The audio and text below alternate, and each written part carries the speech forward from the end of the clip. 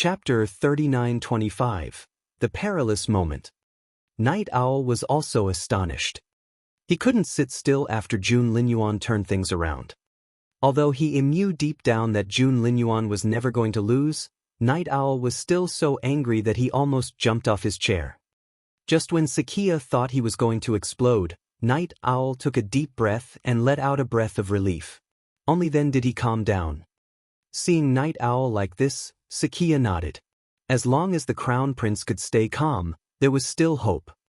"Sir, I was so wise that I sent Shao ahead of time." Night Owl played with the fruit in his hand and smiled at Sakia. Sakia didn't say anything. "Master, are you disappointed in me?" Night Owl stared at him. Sakia narrowed his eyes and looked at the Crown Prince, whom he had brought up. Night Owl snickered. "Master, have you fantasized about having Jun Linyuan as your pupil so many times that you couldn't sleep at night?" Night Owl stared at Sakia as he spoke. Sakia narrowed his eyes even more.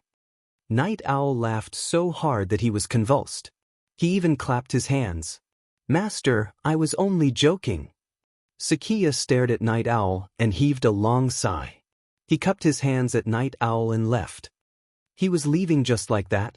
Night Owl's face darkened when he saw Sakia leave.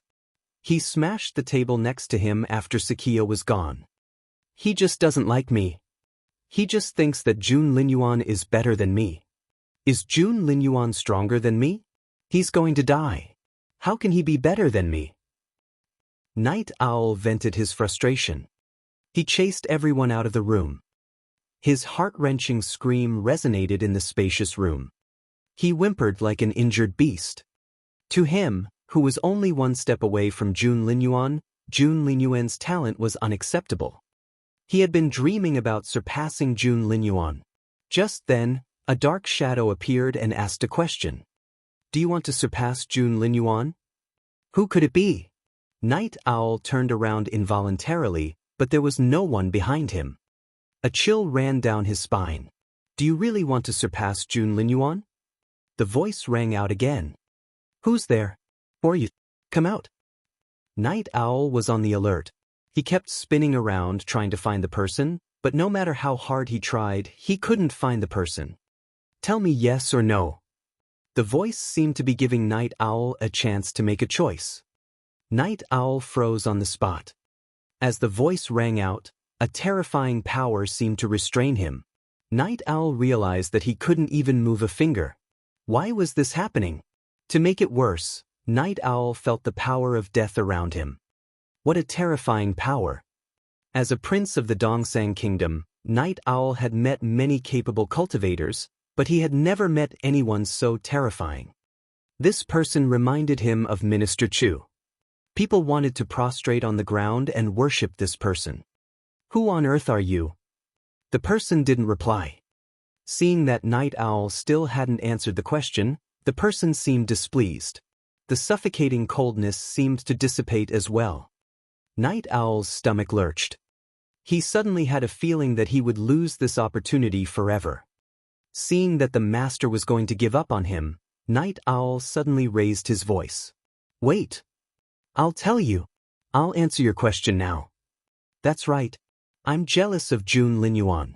He's the one I want to defeat the most. He's my nightmare as long as he's alive and my archenemy after he's dead." Night Owl was about to say something else when the shadow waved at him. Night Owl immediately stopped talking. "You talk too much." The shadow seemed displeased. Night Owl held his breath. Could it really be Master Chu Tianshao? Night Owl was thrilled. The next second, the shadow tossed Night Owl a stone. To be more precise, it was a purple pebble. Night Owl looked at the purple pebble in bewilderment. The shadow said, "To master the technique, you have to first. Once that happens, Jun Linyuan won't be your match anymore." The Radnu was ready in leave after that. Night Owl didn't see the person's face and had no idea where the person came from. Seeing that the shadow was leaving, Night Owl ran after them. "What if I don't want to practice it?" The shadow snorted. "It'll set itself on fire in 2 hours." After that, the shadow disappeared, leaving Night Owl behind. What was the prerequisite for mastering the technique? Night Owl injected his spiritual essence into the purple pebble, and soon, words flew out of it and lined up in the air. The first line of the words in midair said, "To master the technique, one has to castrate themselves first." Night Owl was astonished. It took him a while to recover from the shock. Castration? Night Owl didn't know what to say. Naturally, he wouldn't do that. That was preposterous. Night Owl looked at the water screen and saw that the battle was coming to an end. Night Owl thought to himself, Jun Linyuan is going to win. But so what if Jun Linyuan was going to win? Night Owl had long seen that Jun Linyuan was injured, and there was blood on his clothes. It had to cost him a lot. Xiao couldn't get there yet. Even with the special portal, it would still take him some time. But the three old masters were there. Night Owl sat back down and waited for Jun Linyuan's death. Meanwhile, in the temple of the Northern Yen Kingdom, seeing that Jun Linyuan had gained the upper hand and Guizulai was steadily losing ground, Feng Wu was so excited that she almost waved her fists. However, she restrained herself when she considered the fact that the giant eagle was having an epiphany. A short distance away, Princess Raoshi clenched her fists involuntarily, her cheeks flushed and her eyes bright. Only the people of the Northern Yen Kingdom knew what a capable cultivator Gulai was. Right now, Jun Linyuan was going to defeat him. Whoosh! Sky Destroyer moved again, and this time, it stabbed at Guizulai's throat. It was too late to dodge. The Sky Destroyer was aimed at Guizulai's throat. Time seemed to freeze at that moment. Everyone held their breaths, and the people of the Northern Yen Kingdom watched this in astonishment.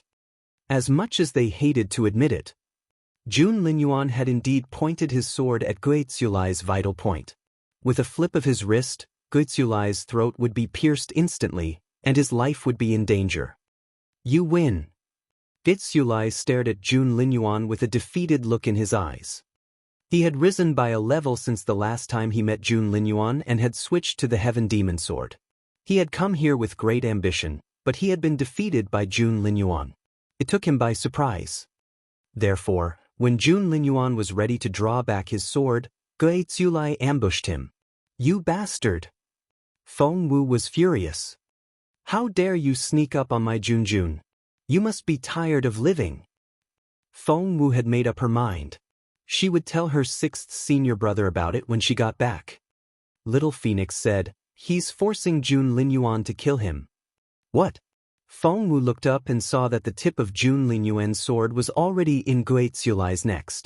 Blood was oozing out, but Guizulai was still smiling. Jun Linyuan had obviously stopped, but Guizulai grabbed Sky Destroyer with his bare hands. His palms were covered with blood, but he still stuck Sky Destroyer into his throat. He had to have lost his mind. Just then, the people of the Northern Yen Kingdom saw it as well. Their eyesight wasn't as good as Feng Wu's, so they only saw a little. Jun Linyuan has crossed the line. Guizulai admitted our defeat, but he still wants to kill him. That's right. How can he be so cruel? How can he be so cruel? Haven't you heard of that fiend? He's synonymous with cold-blooded murderers. But no matter how many people he kills, he should do it in the Junwu Empire. He can't show off in the Northern Yen Kingdom. That's right. Guizulai is our symbol. We can accept his defeat, but how can Jun Linyuan humiliate him like this? By humiliating Guizulai, he's humiliating all the people of the Northern Yen Kingdom. Feng Wu was furious. Blind. Were these people blind?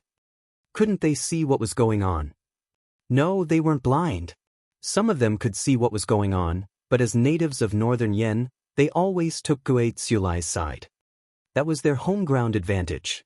Feng Wu was about to say something when someone stepped out. It's not what you think.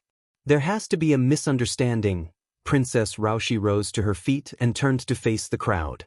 Please trust me. I'll give you an explanation. Feng Wu stared at her coldly. What was that supposed to mean? Wasn't it obvious? Guizulai had been trying to kill himself and wanted to die by Jun Linyuan's sword. Feng Wu looked up anxiously. Jun Linyuan was badly injured, so when Gui Tsulai exerted all his strength, Jun Linyuan couldn't push him away. Below, Princess Raoshi seemed to be speaking up for Jun Linyuan, but her words were ambiguous. Feng Wu heard someone ask Princess Raoshi, "What's your relationship with the Crown Prince of the Junwo Empire? Why are you helping the people of the Junwo Empire instead of our own swordsmen?" Princess Raoshi looked as if she had been put in a difficult spot, but her cheeks had turned pink. Feng Sun glared at Princess Raoshi. Why did he feel that the princess was looking for trouble? Why did she seem to want to create a rumor between her and Boss Jun? That was indeed the case. Tears welled up in Princess Raoshi's eyes as she shook her head. "You're mistaken. How can I have anything to do with His Royal Highness? I only met him a few years ago, and we sat in the same carriage. Other than that, how can there be anything between us? It's improper for a man and a woman to stay in a room alone, and you were in the same carriage. Who knows what you did in the carriage? Your Royal Highness, if you really have nothing to do with Jun Linyuan, from now on, you don't have to say another word for him. But His Royal Highness is a guest. Look, don't you see? Princess Raoshi is still on His Royal Highness's side. Would she do this if they weren't involved? Have they?" Feng Wu didn't know what to say. She looked at Princess Raoshi in astonishment. Meanwhile, Princess Raoshi was also looking at Feng Wu, and their eyes met. Feng Wu saw the look of satisfaction in Raoshi's eyes. She did it on purpose. Feng Sun was furious. Boss Jun was supposed to be an impeccable man, but he had just been blackmailed by this woman, right under their noses. Feng Wu was amazed by how shameless Princess Raoshi was. Princess Raoshi only snorted and went on talking to her people. Feng Wu held her breath. Suddenly, she concentrated her energy in her dantian and shouted at the top of her lungs. "Gui Tsulai!" Hearing Feng Wu's thunderous voice, everyone gave her strange looks. Feng Wu went on yelling, "Get the hell down from there!" A hush fell over the crowd. Everyone was speechless. Even the third prince looked at Feng Wu in astonishment and admiration. That was incredible. After all, Gui Tsulai was the best swordsman of northern Yen. What a formidable cultivator. How dare Feng Wu yell at him like that? It was as if she was yelling at her servant. Princess Raoshi smirked and waited for Feng Wu to embarrass herself. But, to everyone's astonishment, Gui Tsulai stopped moving when he heard Feng Wu's voice. Jun Linyuan looked from Gui Tsulai to Feng Wu and was even more confused. Even someone as smart as the Crown Prince couldn't figure out what was going. Gui Tsulai let go of Jun Linyuan's Sky Destroyer and only landed after giving him a long look. He had really landed. No one said a word. They all held their breaths and stared at Gui Tsulai, wondering what had happened to him. The swordsman had always been a lone wolf. What was he going to do now? Was he going to kill the girl? That was the only way to save his dignity as a swordsman, wasn't it? Many people thought so. What Princess Raoshi was thinking was that even if Gui Tsulai didn't kill Feng Wu, he would still teach her a lesson because the best swordsman couldn't be humiliated. Right now, Jun Linyuan was standing behind Feng Wu like a rock, protecting the petite girl in front of him. Princess Rao 11 stepped forward and bowed at Gui K. She was about to say something when he nodded at her without saying a word. He had always been a man of few words.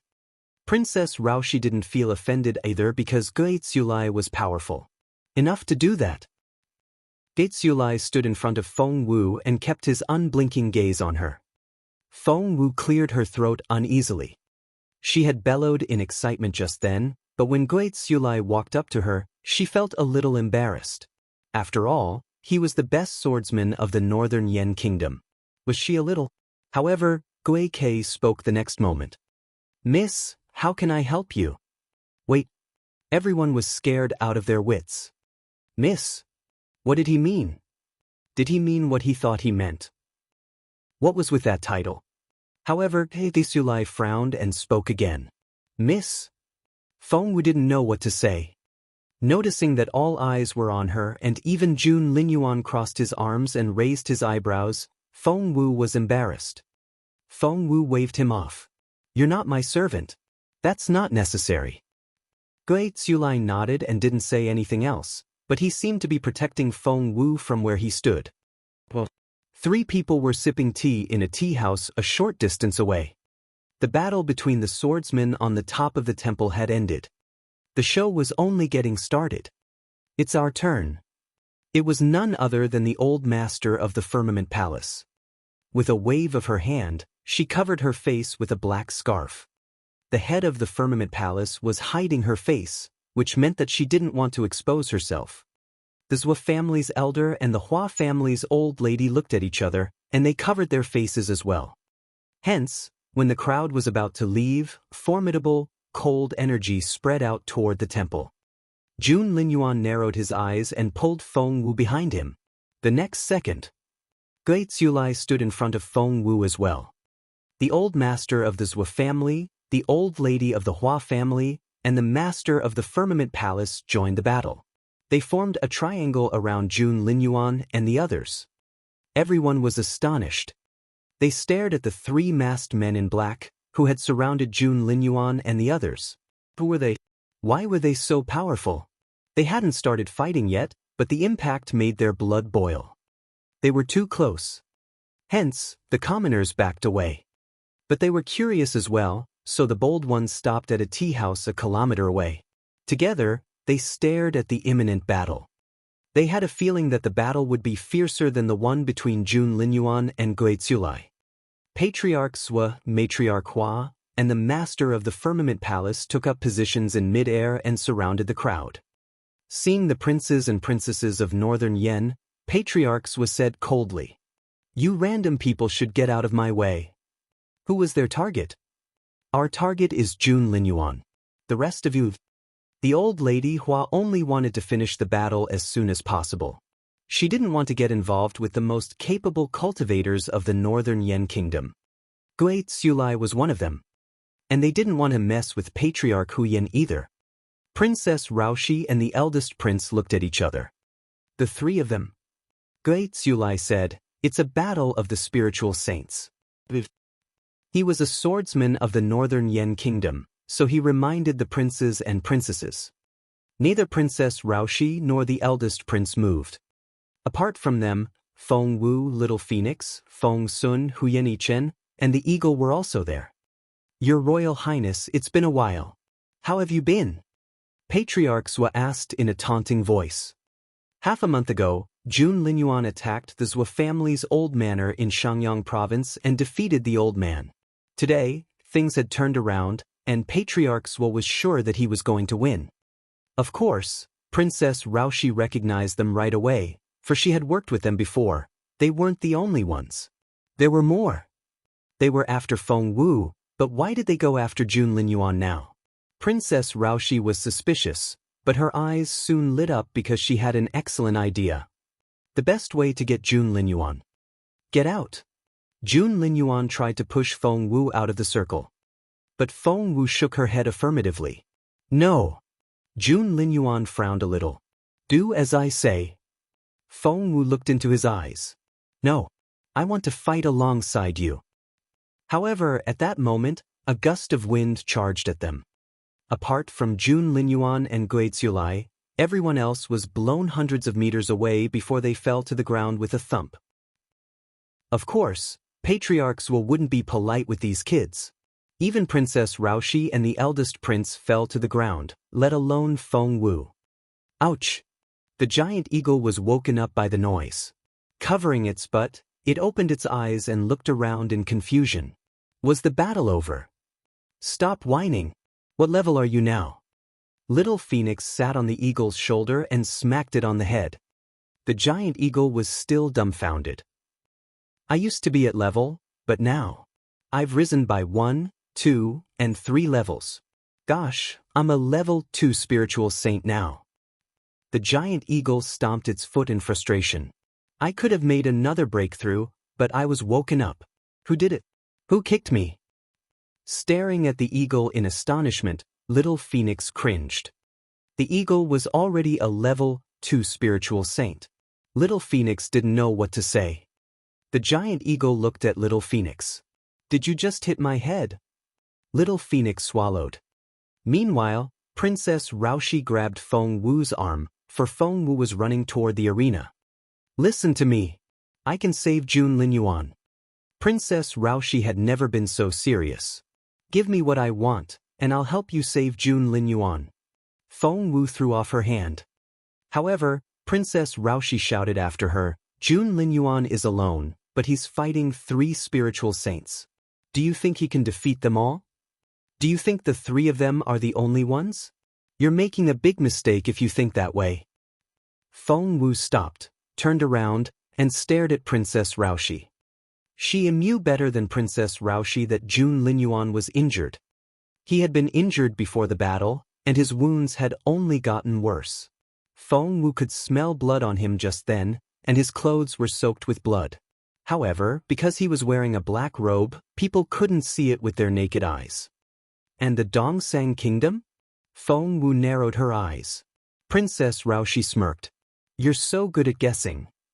Feng Wu said coldly, didn't you work with them to kill me? Princess Raoshi almost choked on her own spit. However, she could do it, but she couldn't say it aloud. Therefore, she denied it right away. That's bullshit. Feng Wu smirked and didn't reply. The others were dumbfounded. Especially the eldest prince and Huyanichan. They exchanged looks. Did Feng Wu just say that Princess Raoshi had teamed up with these spiritual saints to kill Feng Wu? That was to say, Feng Wu had escaped the pursuit of these powerful cultivators. That couldn't have been. But judging by the look on Feng Wu's face, she was telling the truth. The eldest prince was astonished. Meanwhile, Huyanichan was dumbfounded. It then occurred to him that he had fancied Feng Wu before and had felt conflicted because of the rumor about Feng Wu and Jun Linyuan. Gosh, he was thinking too highly of himself. Staring at Feng Wu, Princess Raoshi said, I'm the only one who can save Jun Linyuan now. Feng Wu glanced at her and said, Speak. But Princess Raoshi couldn't tell the others that because it was very private. She whispered something in Feng Wu's ear. Feng Wu only had one word for her suggestion. Shameless. However, Princess Reiwa wasn't provoked. Instead, she grinned at Feng Wu. I'm taking advantage of the situation. Yes, I find it shameless, but you're in love with him. Since you like him, you should give up on him. What kind of logic was that? Feng Wu ignored her and ran into the circle as fast as she could. Feng Wu saw how shameless the 3 spiritual saints were. They were attacking Jun Linyuan all at once. Feng Wu didn't think much of it under normal circumstances, but her Junjun was so badly injured that she almost couldn't breathe. She saw Gusulai watching the battle as if he was comprehending something. Gue Tsulai. Feng Wu looked at him. Gusulai revered Feng Wu because he had seen with his own eyes how the patriarch treated the girl. The old master treated her like a treasure, so Gusulai saw her as a young master. Feng Wu said, Will you listen to me? Gusulai looked at Feng Wu and nodded. Feng Wu said, I know you're a top swordsman and won't follow orders. Let's make a deal. If you help me this time, I'll owe you one. When you're in trouble next time, no matter what the situation is, I'll help you with my life. It wasn't that Feng Wu hadn't thought about asking for her 6th senior brother's help. In fact, she had talked to the giant eagle earlier, and the eagle had let slip that the patriarch wasn't in the tower. He wasn't in the tower. Feng Wu was filled with despair. Hence, she could only ask Gue Tsulai for help now. A moment ago, Gue Tsulai was going to fight Jun Linyuan to the death, but now, she was asking him to help her. Feng Wu didn't know what to say, but she didn't mind giving up her dignity for Jun Linyuan. She had to force Gue Tsulai for this once. Gue K gave Feng Wu a serious look. After some thought, he nodded and said, All right. Feng Wu nodded at Gue Tsulai with a smile. The next second, she turned to look at the battle and set foot in the arena. She headed straight for Matriarch Hua as soon as she walked in. Her plan was very clear. Jun Linyuan still had a chance, and as long as they stalled the other 2, Jun Linyuan would be able to take care of one of them as soon as he could. Visulai, stall the master of the Firmament Palace. Yes, the tallest old woman. The head of the Firmament Palace almost exploded when he heard what Feng Wu said. The tallest old woman? Was she that old? Chapter 39:26. The Mighty Crown Prince. The tallest old woman? Was she old? She was beautiful. The master of the Firmament Palace was furious. But she didn't have time to do that because Gui Tsulai was already attacking her. The master of the Firmament Palace didn't want to fight Gui Tsulai, for her target was Jun Linyuan. It wasn't in her interest to fight Gui Tsulai. She couldn't help but say, "Gui Tsulai, this is none of your business. Go away." Gui Tsulai remained unperturbed and didn't say a word. Recalling what Feng Wu had promised Gui Tsulai, the head of the Firmament Palace gritted her teeth and said, "I'll do whatever Feng Wu offers you. If she owes you a favor, so will the Firmament Palace. Please leave." The three of them had been confident that they could defeat the injured Jun Linyuan when they attacked him together, but Feng Wu had lured Lady Hua away. If Gui Tsulai were to lure her away now, Patriarch Sua wouldn't be able to face Jun Linyuan all by himself. However, Gui Tsulai was simply too difficult to handle. He didn't say a word. No matter what the head of the Firmament Palace said, he only struck out with his sword without showing any emotion, which infuriated the old lady. The head of the Firmament Palace had to dodge the attack while helping Patriarch Sua to attack Jun Linyuan. Just then someone was stabbed. The head of the Firmament Palace took a look, and her eyes lit up. As it turned out, Feng Wu, who was fighting Matriarch Hua, had been hit. An ant can't shake a tree. Matriarch Hua smirked. That was indeed the case. Feng Wu was only a peak spiritual overlord and hadn't reached the spiritual saint stage yet. How was she supposed to fight these top cultivators? She wouldn't have been so reckless on any other day, but Jun Linyuan's life was at stake now, so she had to do her best. Whoosh! Another strike cut Feng Wu's arm. Feng Wu dodged in time and wasn't hit in the vital part, but her clothes were soon soaked with blood. Blood oozed out like a blossoming flower. Jun Linyuan was so anxious that his eyes were bloodshot red, but he was surrounded by the old master of the Firmament Palace and Patriarch Sua. The temperature dropped, and everyone felt as if they had fallen into an icehouse. Seeing Jun Linyuan's rage, the head of the Firmament Palace smirked. "Jun Linyuan, I didn't know you could look like that." Jun Linyuan stared at the master of the Firmament Palace with his cold eyes. The next second he pointed Sky Destroyer at her, and the sword energy shot up like a rainbow. "Arg!" The head of the Firmament Palace screamed. The blade had pierced her shoulder. "Go to hell!" The moment Jun Linyuan stabbed the master of the Firmament Palace, Patriarch Sua took the chance and stabbed Jun Linyuan in the back. "Jun Linyuan, watch out." Seeing that Jun Linyuan was going to injure the master of the Firmament Palace at the cost of his own life, Feng Wu knew that Jun Linyuan wanted to kill the master of the Firmament Palace. That way, he would only have two people to deal with. "Don't worry. I can do it. I have Little Phoenix and the Giant Eagle. We'll buy you some time." That was indeed the case. By then, Little Phoenix had arrived with the Giant Eagle. They charged into the battlefield and headed for Matriarch Hua. The Giant Eagle was the most capable one in Feng Wu's group, and it was already a level 2 spiritual saint. Both Feng Wu and Little Phoenix were stuck at the peak of the spiritual overlord stage. Even so, the crowd was shocked when they saw what Feng Wu fought. Especially Princess Raoshi, whose nails almost dug into her palms when she saw what Feng Wu did. She had ordered people to hunt Feng Wu down, so of course she knew how capable Feng Wu was. She was a cripple without any cultivation ability back then, and before she was crippled, wasn't she supposed to be an intermediate spiritual overlord? How long had it been? It had only been a few months, but she had improved again. Why was she making progress so fast? The eldest prince was equally astonished. He had seen Feng Wu's capability when they fought against Princess Raoshi's assassins at Hu Yanichen's place. She had no cultivation ability. And Hu Yanichen? He was the one with the most say. Feng Wu couldn't do anything when she dealt with Princess Raoshi's assassin and lent him the arm of discipline. If she was capable enough, she wouldn't have relied on him. But now, she was only one step away from the legendary spiritual saint stage. Hu Yanchen almost burst into tears. Wait, he couldn't just stand there and watch. What if Feng Wu lost? He had to get help. But where? His grandfather. That was right. Huyen Yichen ran as fast as he could without telling the others. Since Huyen Yichen had gone to get help, of course, Princess Raoshi wouldn't stay idle. The spiritual overlords had almost no right to take part in this battle. Even peak spiritual overlords would only be cannon fodder if they went in. One could only imagine how dangerous Feng Wu's situation was. The difference in the cultivation levels between the two sides wasn't that big. As long as one more spiritual saint joined the battle, things would change. Apart from the Patriarch and Gil Kei, were there any other spiritual saints in the northern Yen kingdom? As a matter of fact, there was. Princess Raoshi's eyes darted around. She knew that with one more spiritual overlord, the tide would turn. This was the best chance to negotiate. Without hesitation, she dashed off. She wanted to go to court.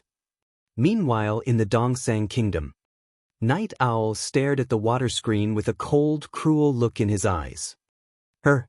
Why her again? Night Owl couldn't understand it. What was wrong with this world? Why did all the girls revolve around Jun Linyuan? On the screen, he had learned that Princess Raoshi, his ally, had switched sides. Now, Feng Wu was willing to sacrifice her own life for Jun Linyuan. Night Owl wanted to kick Feng Wu's ass and show her who the best man in the world was. Why wasn't Xiao here yet? There was a special path. The battles in Feng Wu's group were especially fierce. Their group was the weakest, and Matriarch Hua was furious when she saw Feng Wu. Back in the imperial capital, most of the spiritual overlords of the Hua family had been killed by the explosion because of Feng Wu's trap. Those that weren't killed were taken to the peace grassland. The old lady stared at Feng Wu. I'm going to kill you today. The old lady kept her promise and pointed her saber at Feng Wu. Whoosh! The blade cut Feng Wu on the back again, and blood gushed out. To the old lady, who was an intermediate spiritual saint, Feng Wu was nothing. Little Phoenix was so angry that its eyes turned red. With a whoosh, it charged at the old lady's head and stuck out its beak. The old lady struck down at Little Phoenix. However, at that moment, the giant eagle charged at the old lady and yelled, "How dare you touch her? How dare you? I'll die if my master finds out that I didn't protect her properly. Do you know that? How dare you touch her?" The old lady had no idea who the bird was talking about. All she did was chase after Feng Wu. Caught off guard, she stumbled back from the impact. Old Mrs. Hua finally steadied herself and aimed her fist at the eagle. Poor eagle. It flew backward at the impact. Do hit the eagle. I won't let you. While she was dealing with the eagle, Little Phoenix struck out at her again, aiming at her throat. Hiding behind the old lady's collar, Little Phoenix bit down, and blood oozed out. Ah! Matriarch Hua screamed and charged at Little Phoenix again. However, Little Phoenix was too smart. Moreover, it could conceal itself, so the old lady couldn't catch it. It wouldn't be a problem for the old lady to catch the bird if the latter was on its own, but now that she was under attack from all three sides, catching the bird became very difficult. Just when she was about to throttle Little Phoenix, Feng Wu charged at the old lady again. Matriarch Hua turned her attention back to Feng Wu. Feng Wu frowned. This couldn't go on. The old lady would kill them before they could kill her. All of a sudden, Feng Wu's eyes lit up, and she waved at Little Phoenix. Feng Wu spoke to Little Phoenix in her head. Don't you know how to hide yourself? Come over here and let's take care of that old hag together. Little Phoenix's eyes lit up. That was right. Only by hiding itself could it catch the old hag off guard. The next second, Little Phoenix went back to Feng Wu. Feng Wu told the eagle, "We'll work together now. You'll be the main tank." The giant eagle was dumbfounded. What did she mean by that? What was a tank? There was no time for Feng Wu to explain. For the next second, she was out of sight. The old lady was astonished. She didn't know Feng Wu had that ability. An idea struck her all of a sudden, but it disappeared so fast that she didn't grab it. At that moment, the eagle followed Feng Wu's instruction and charged at the old lady again. The old lady was furious. She was confused. The eagle was only a level 2 spiritual saint, but why was its defense so strong? Because the primary heaven pill was about to expire, so of course, it would drop some crumbs. Because the pill had always been put in the shrine, there was no way that Patriarch Huyen would lick the table. However, the giant eagle could do it, and it would lick the white powder off the table. By the time Patriarch Huyen noticed it, the giant eagle had already become quite resistant to physical attacks. Hence, the old man began to train it in that direction. After all these years, the giant eagle had become an MT that could withstand blows. Of course, it had never been attacked by a spiritual saint before, but now, it realized how tough it was. What was there to be afraid of? The bird knew it could handle the attack. Thump! The old lady struck out at the eagle again. With a smack, the giant eagle was sent flying again. While the old lady was still attacking the eagle, Feng Wu made her move as well. She could see the old lady when she was invisible, but the old lady couldn't see her. Therefore, when the old lady struck down at the eagle, Feng Wu struck down at her with her arm of discipline. The arm used to be in Jun Linyuan's hand, but when Feng Wu joined the fight, Jun Linyuan removed it and gave it to her. The arm of discipline was a semi-divine weapon. All the weapons here put together weren't as lethal as this one. Matriarch Hua screamed. As it turned out, after Feng Wu put on the arm of discipline, she stabbed the old lady in the throat with a sharp blade. Poor Matriarch Hua. Caught off guard, another hole appeared in her throat. However, a level 4 spiritual saint was too powerful for Feng Wu. Even if she could break her defense, she couldn't go too deep. Little Phoenix could do that because its beak was a semi-divine weapon. Seeing the blood oozing out, Feng Wu sighed inwardly and felt sorry for herself. She was so close. 1 inch deeper the old lady's aorta would have been cut off. What a pity! It wasn't every day that she had such an opportunity. That was indeed the case. After the ambush, the old lady had her eyes on Feng Wu. She was on guard and would look at Feng Wu as soon as Feng Wu took a step forward. Feng Wu knew that with how alarmed the old lady was, it would be too difficult for her to sneak up on her again. But that suited her. Because Feng Wu wanted to stall the old lady so that Jun Linyuan could deal with the Zhou family's old master. Just then they heard someone screaming. Turning around involuntarily, Feng Wu saw something exciting. Jun Linyuan's broken sky destroyer pierced the old master's chest. Jun Linyuan had 3 drops of blood on his fair, handsome face, while Patriarchs was stood there, too scared to move.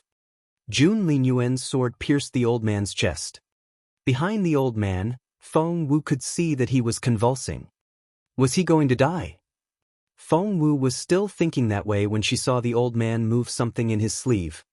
Meanwhile, Jun Linyuan wasn't paying attention to the old man's hand. Everything happened in a split second. At that critical moment. Chapter 39:27. Jun Linyuan went berserk. At that critical moment, Feng Wu made her move.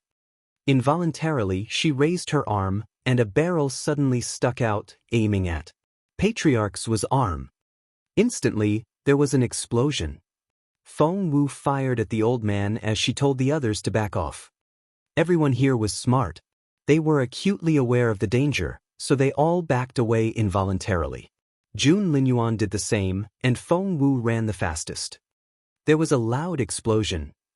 Patriarch's was already holding something that looked like it was going to explode, but Feng Wu's explosion had increased the power by several times. Boom! Flames filled the air. The fire was blazing. Involuntarily, Feng Wu and the others lay flat on their stomachs to dodge the impact. Jun Linyuan threw himself at Feng Wu, shielding her with his own body. Poof! Boom! Even with the invisible formation, the temple still cracked as if it could collapse at any moment. The onlookers were 1,000 meters away and thought that they had run far enough, but when the shock wave hit them, they realized how terrifying it was. Arg! My eyes! My hair! I'm on fire! My clothes are in pieces! My face is covered with blood! Even from so far away, these people were already in such a miserable state, let alone someone so close to the patriarch Zhou. Everything quieted down after the explosion. Wiping away the ash on her face, Feng Wu looked up and saw that patriarch Zhou had turned into a charred corpse. Standing there, he looked rather intimidating. The battle had stopped, but little Phoenix reacted quickly and hid in her ring space. The giant eagle was able to withstand the attack, so it was fine. What about Jun Linyuan? Feng Wu heard a faint noise. Only then did Feng Wu's ears stop buzzing, and she gradually regained her senses. She then realized that someone was lying on her back. It was none other than Jun Linyuan. Feng Wu rose to her feet in a hurry, but she moved so fast that Jun Linyuan drew in his breath in pain. Feng Wu didn't dare to move, but she was worried sick. How do you feel? Does it hurt? Is it serious? Don't worry about it. Take the medicine first. Before Jun Linyuan could react, Feng Wu stuffed a handful of pills into his mouth. The semi-divine blood-clotting pill, the internal blood pill, the injury pill, the painless pill. Feng Wu stuffed everything she had into his mouth. Jun Linyuan didn't say anything. A smile flickered in his cold eyes. Smile? A short distance away, Princess Raoshi was dumbfounded. What's going on? Your Royal Highness, how can you still be smiling? Moreover, why was he smiling so gently at Feng Wu? Not only was he smiling, but he was also rubbing Feng Wu's head. That was so frustrating. Meanwhile, Matriarch Hua and the Master of the Firmament Palace exchanged looks, and both saw fear in each other's eyes. Patriarch Zhou was dead. He was dead just like that? Jun Linyuan, how dare you kill a spiritual saint? Matriarch Hua pointed at Jun Linyuan with a smirk on her face. Jun Linyuan snorted. Although he didn't say anything, everyone could tell what he meant. So what if he did? However, the old lady frowned. Don't you know that you have to pay a price for killing a spiritual saint? Jun Linyuan remained unperturbed. However, Feng Wu frowned a little. Her instinct told her that something wasn't right. Therefore, Feng Wu said, so what if he killed a spiritual saint? The old lady suddenly laughed. So what? What do you think? A spiritual saint can't be humiliated or killed. If you kill him, the lightning tribulation will double when you climb the heavenly stairs. Feng Wu frowned. If that was the case, Jun Linyuan would be in a lot of trouble. Although she didn't know what heavenly stairs were if Jun Linyuan made another breakthrough in the future. Just then, the head of the Firmament Palace spoke in a cold voice. If I'm not mistaken, just then, you killed Zhou, didn't you, Feng Wu? The head of the Firmament Palace glanced at Feng Wu with a taunting look in her eyes. Feng Wu stiffened. Jun Linyuan stiffened as well. Feng Wu and Jun Linyuan looked at each other, and both recalled what happened before the old man died. Patriarch Zhou wasn't dead when Jun Linyuan's sky destroyer pierced his heart, and he was still strong enough to fight back. Feng Wu then aimed her arm at the old man. What? Feng Wu almost buried her head in her hands. It was true. She really had killed the old man. I killed a spiritual saint? I killed a spiritual saint. No one would believe it, but it was the truth. Feng Wu looked at Jun Linyuan and wanted to cry, but no tears would come. Jun Linyuan was obviously in a bad mood as well. What if Feng Wu made a breakthrough one day? Seeing Feng Wu and Jun Linyuan's reaction, the old master of the Firmament Palace and Matriarch Hua were elated and laughed in satisfaction. However, the next moment, Jun Linyuan put Feng Wu aside and turned to face the two women. The temperatures seemed to drop. A chill ran down their spines. Protect yourself, Jun Linyuan told Feng Wu behind him. Feng Wu looked concerned. Looking around, Feng Wu was anxious. Why wasn't her sixth senior brother here yet? Meanwhile, the two women exchanged looks and nodded at each other. Let's go! Both women shouted at the same time. Daesulai was about to move closer when a black shadow charged at Feng Wu and grabbed her. Feng Wu tried to throw him off, but she couldn't even move her arm of discipline. It's you! Feng Wu recognized the person. The man in the black robe. It was none other than the black-robed man who had taken Feng Wu away from the ship but had been thrown off by Feng Wu. He had been chasing Feng Wu ever since. Feng Wu was filled with hatred as soon as she saw the person. Hiding behind the black mask, the man stared at Feng Wu with a smirk on his face. He then tried to drag Feng Wu away. While Jun Linyuan was fighting the two spiritual saints, he tried to take Feng Wu away. But he had forgotten about something. Gui Tsulai would never die for Jun Linyuan, but he wouldn't let anything happen to the girl that the patriarch was protecting. Hence, he drew out his heaven demon sword. Put her down. He charged out and swiped the sword across the man's back. Whoosh! The back of the man's robe was cut open, revealing a bloody gash. The man was going to take Feng Wu away, but he slowed down a little so that Feng Wu could use her arm of discipline. The scorching hot barrel of the arm was aimed at the black-robed man's chest. There was a flash of lightning. At such a close distance, even when the black-robed man reacted in time and dodged the attack, he was still hit on the right side of his chest. Ah! The man bellowed and stared at Feng Wu. Since when did the girl have such a formidable weapon? Feng Wu's attack successfully helped Tsulai block the man's way. He pointed his sword at the man. Put her down. The man glared at Gui Tsulai. Are you representing Northern Yen to make Dongsang your enemy? Gui Tsulai's pupils contracted. Among the Junwo Empire, the Dongsang Kingdom, and the Northern Yen Kingdom, the Dongsang Kingdom was the strongest, the Junwo Empire the second, and the Northern Yen Kingdom the third. That if the Dongsang Kingdom was offended, the Northern Yen Kingdom would be in a lot of trouble. Although Gui Tsulai was an unparalleled swordsman, he still had tens of thousands of fellow countrymen. He couldn't abandon them, nor could he abandon the fate of Northern Yen. But he still couldn't back off. Gui Tsulai blocked the man with his own body and stared at him. Put her down. The man glared at her. Are you really going to offend Dongsang? Gui Tsulai said, you can leave, but put her down. The man smirked. Put it down? He could do that. After tossing Feng Wu at Gui Tsulai, the man went to look for Jun Linyuan himself. Immediately, the three of them surrounded Jun Linyuan again.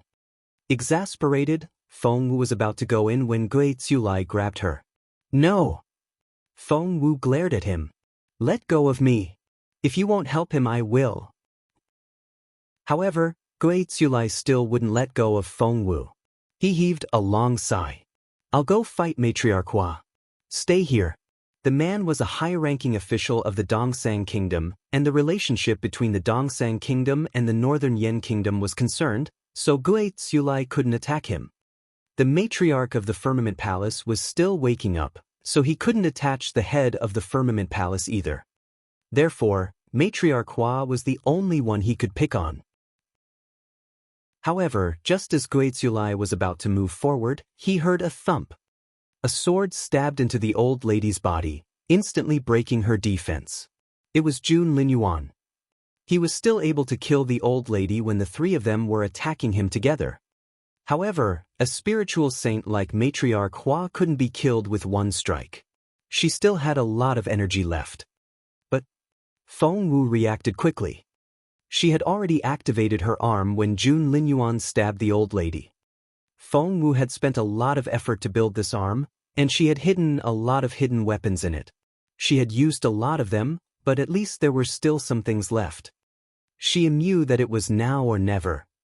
Once the defense was broken, she could injure Matriarch Hua the way she had injured Patriarch Sua.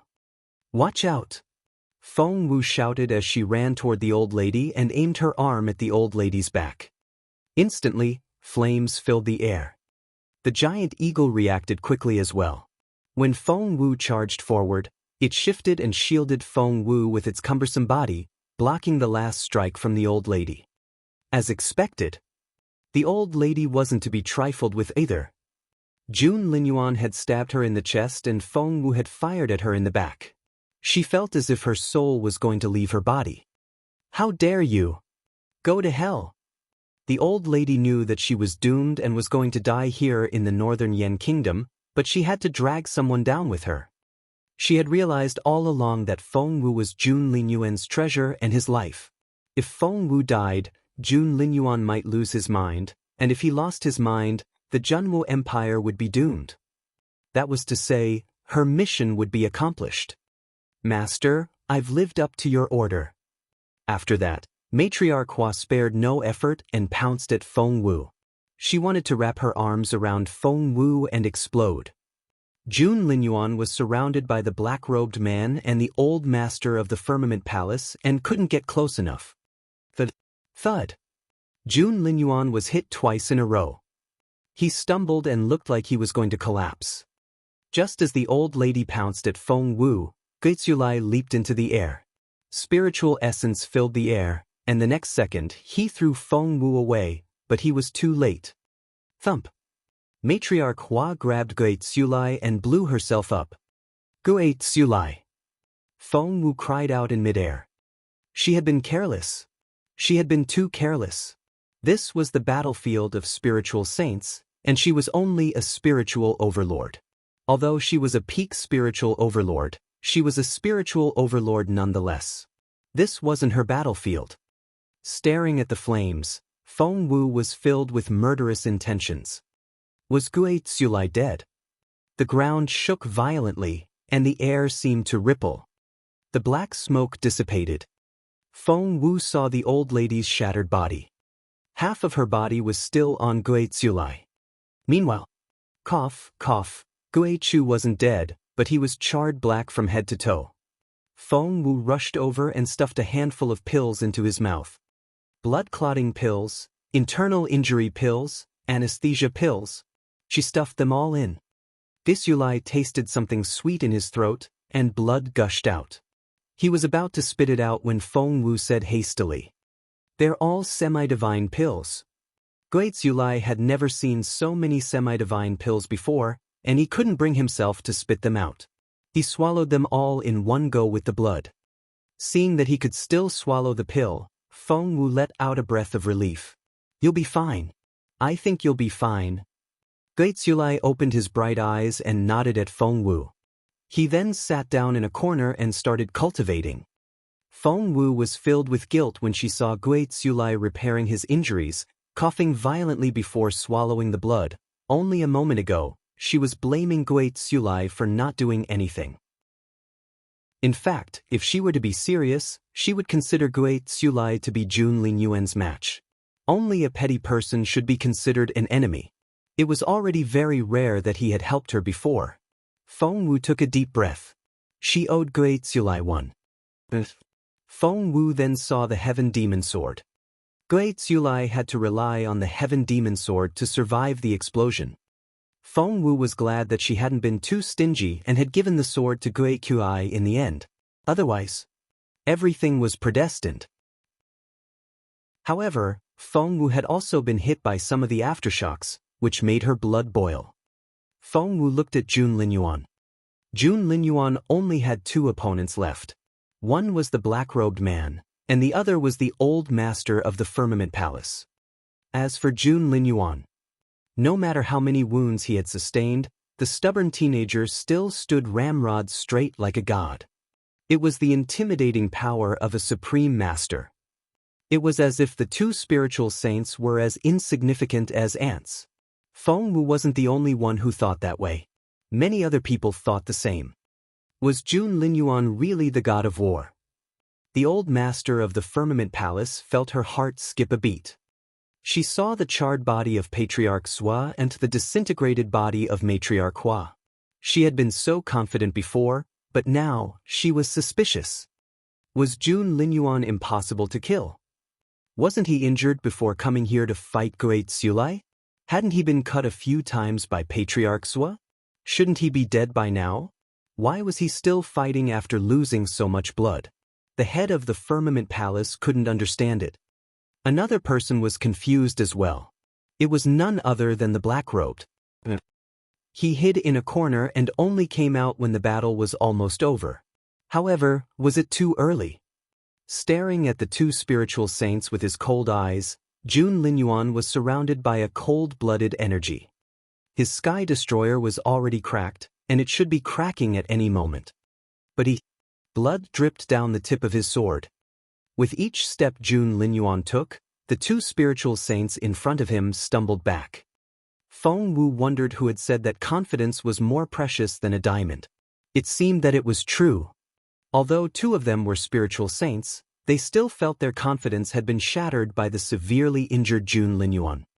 Jun Linyuan's murderous intention was like a tidal wave that no one dared to fight back. The old master of the Firmament Palace and the black-robed man looked at each other and nodded solemnly.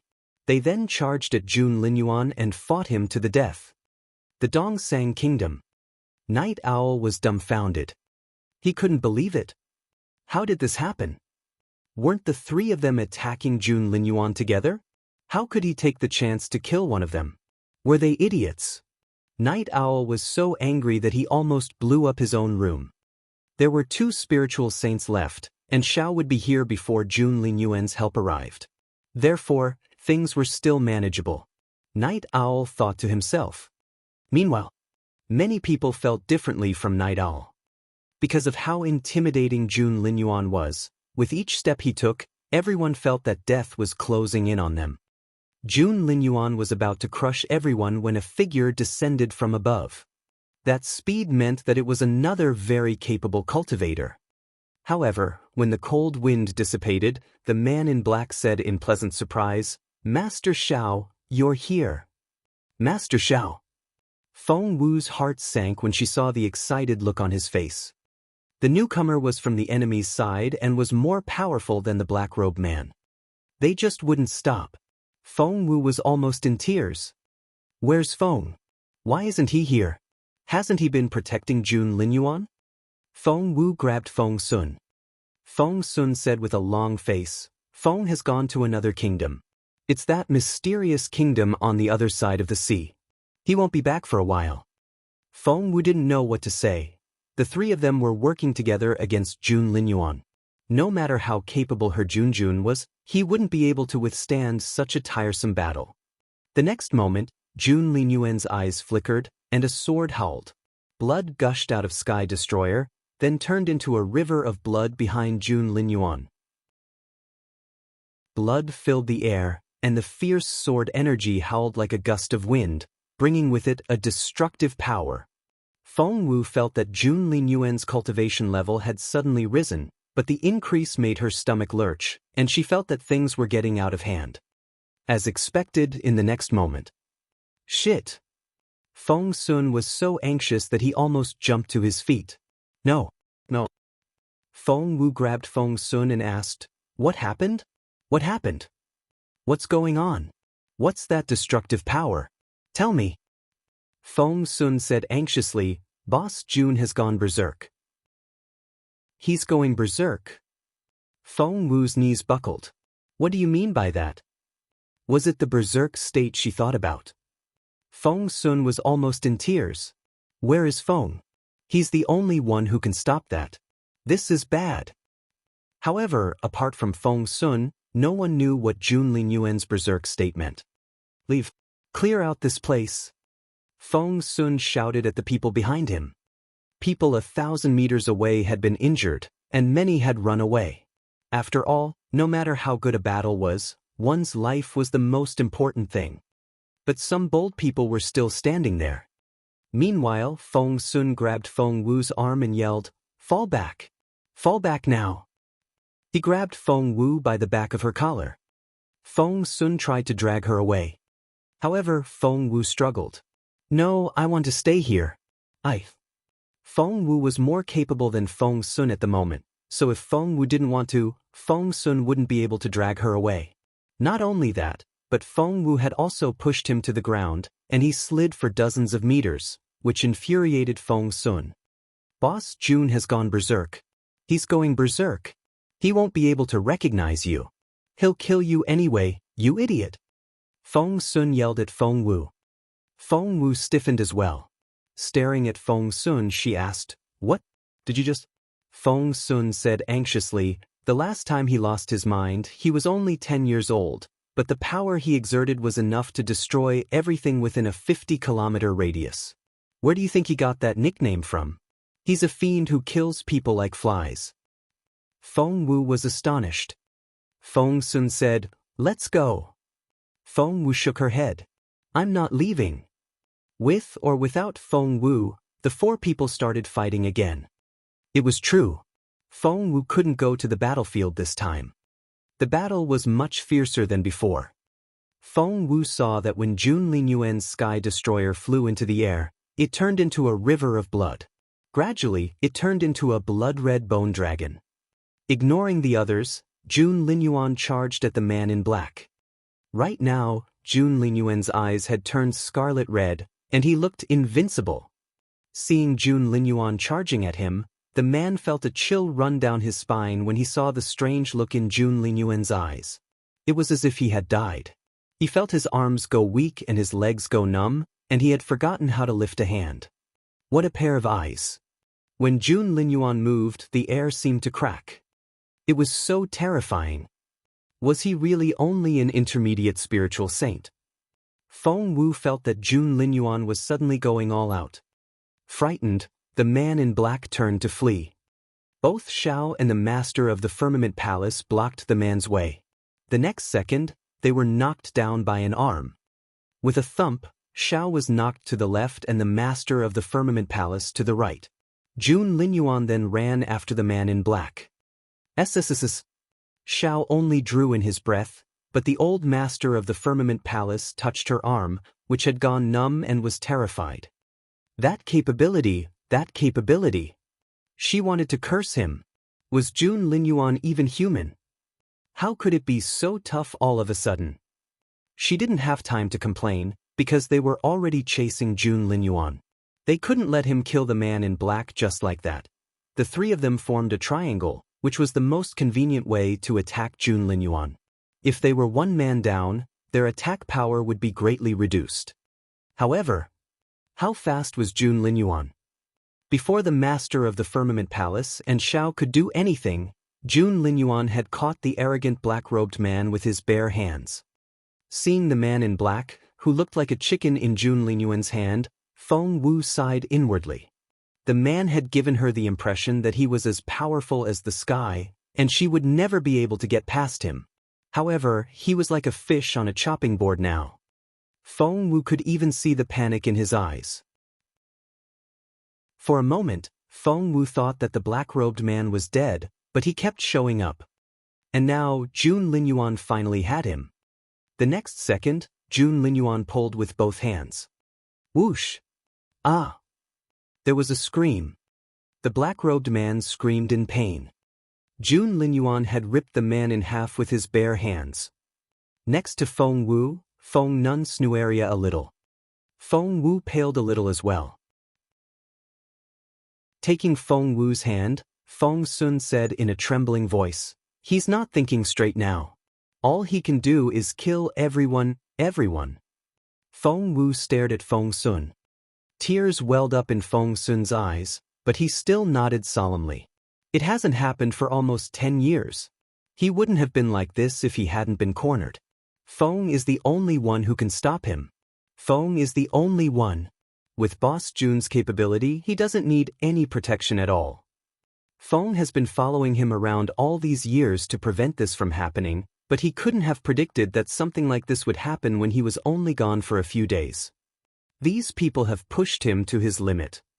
Tears welled up in Feng Wu's eyes as she watched Jun Linyuan lose himself in this berserk state. Her heart went out to him. Right now, Jun Linyuan reminded one of the god of war. There was a cold, murderous look in his eyes as if he were the god of death. He had the power to destroy heaven and earth. The space around him contorted. Terrifying power filled the air. The wind howled.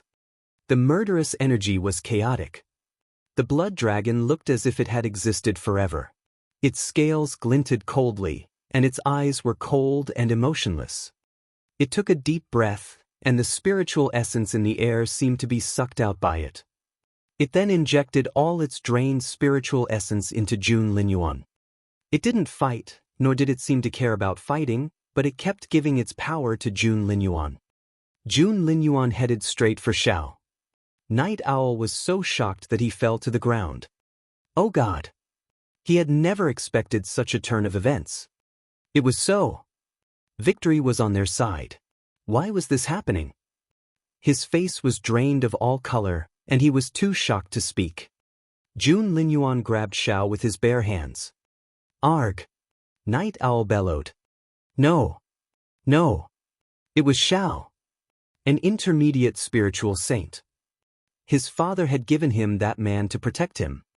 But Jun Linyuan ripped Xiao apart with his bare hands again. Blood gushed out, and Zhao's body was covered in blood. With his bare hands, Jun Linyuan had just torn a spiritual saint to pieces with her bare hands. Had this world gone insane? Or were they seeing things? The old master of the Firmament Palace was so frightened that her heart was pounding. That was so scary. She had been through countless battles in her life, but she had never felt so terrified before. Killing an intermediate spiritual saint was as easy as killing a chicken for Jun Linyuan. The head of the Firmament Palace didn't dare to stay here anymore. She ran as fast as a gust of wind. Jun Linyuan swayed and was ready to go after her. However, Feng Sun said anxiously, "No, he's too severely injured and has lost too much blood. Plus, there's only so much time left. He's reaching his limit." Stop! Northern Yan's king and his guards arrived in a hurry. He had already received the news, but he pretended that he didn't know what was going on. The situation was too complicated, and he didn't want the Northern Yan kingdom to get involved. Moreover, he was the king of the Northern Yan kingdom. If the Dongsang kingdom and the Junhua Empire were weakened, it would be a good thing for him. Therefore, he deliberately ignored them, but he couldn't do that now. A spiritual saint next to the king charged at Jun Linyuan. The next second, Jun Linyuan gave up on chasing the old master of the Firmament Palace. Instead, he reached out and grabbed the spiritual saint by the throat. "Ah!" the king cried out. He saw a murderous look in Jun Linyuan's eyes. It was as if he was going to charge at them as soon as he killed the spiritual saint.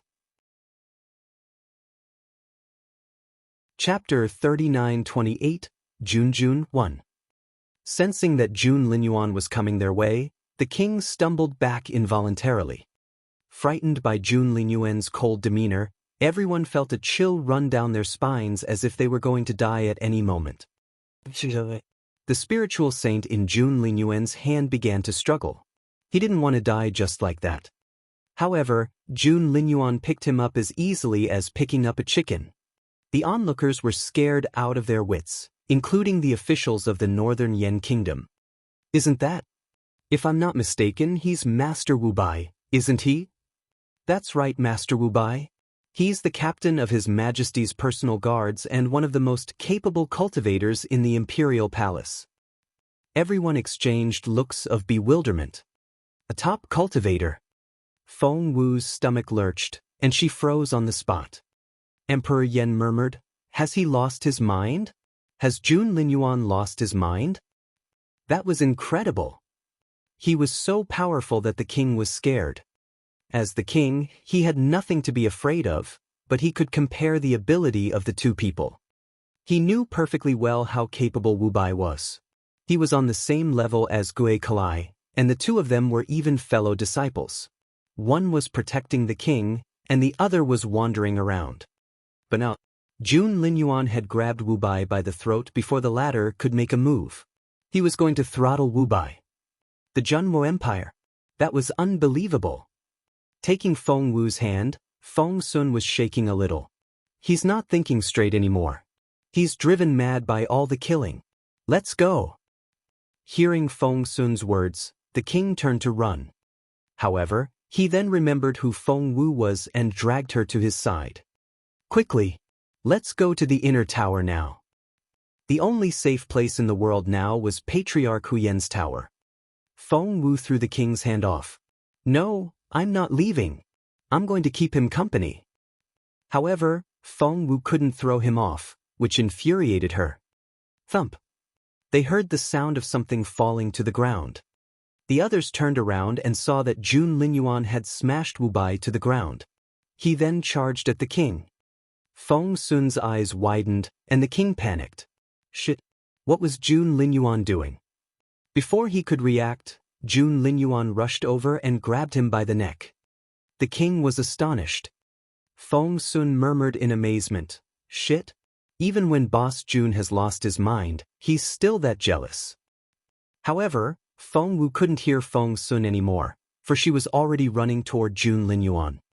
Feng Wu was exasperated. It didn't matter if Jun Linyuan killed anyone else, even if it was Princess Raoshi. There would still be a way out. However, if he killed the king of Northern Yen, the two sides would have to go to war. As a result, a lot of people would die. The Dongsang Kingdom would be laughing. In fact, in the Dongsang Kingdom, Night Owl was furious and was going to blow up the water curtain when he saw Jun Linyuan choking Wu Bai. Night Owl's stomach lurched and he looked ecstatic. However, the next second, Jun Linyuan threw Wu Bai away and grabbed the king by the neck. Night Owl almost jumped to his feet. Chapter 39-29, Lord Jing. "Father, father." Night Owl called his father. However, his father was in seclusion and didn't reply, but someone did. It was Lord Jing, the sworn brother of the Dongsang Kingdom. Because of the Dongsang Kingdom's blood tax system, the king of Dongsang didn't have any brothers. His closest friend was only his sworn brother, Lord Jing. Had come to see the crown prince at the invitation of Mr. Sakiya, and he heard the noise, so he walked in right away. The first thing he saw was the water screen. What? Was astonished. Emu, the king of Northern Yen, and had met Jun Linyuan before. He was astonished when he saw this. This can't be happening. Night Owl didn't have time to exchange pleasantries when he saw Lord Jing. He grabbed the latter's arm and said excitedly, "It's true. My lord, it's happening." Lord Jing said, "Has Jun Linyuan lost his mind? That's the king of Northern Yen." Night Owl laughed again. "Yes, he has. As it turned out, Jun Linyuan has a hidden disease. Once he's cornered, the seal on him will be removed, and he'll go berserk. He'll kill everyone he sees, no matter who it is." Night Owl pointed at Jun Linyuan and laughed again. He can't recognize the king at all. All he wants to do is kill. He's a killer. But that's the Northern Yan's king. If Jun Linyuan kills the king in front of so many people, the rift between the Northern Yen Kingdom and the Junwu Empire will never go away. They'll never rest until one of them is destroyed. I bet they can fight for hundreds of years. Was equally excited. Grabbing Night Owl, he said, "Quickly, send Xiao. Northern Yen is going to be in a lot of trouble. Dongsang has so many advantages." Night Owl looked displeased when Xiao was mentioned. Was about to ask when he saw a dead body next to Jun Linyuan. "Isn't that?" Lord Jing cried out.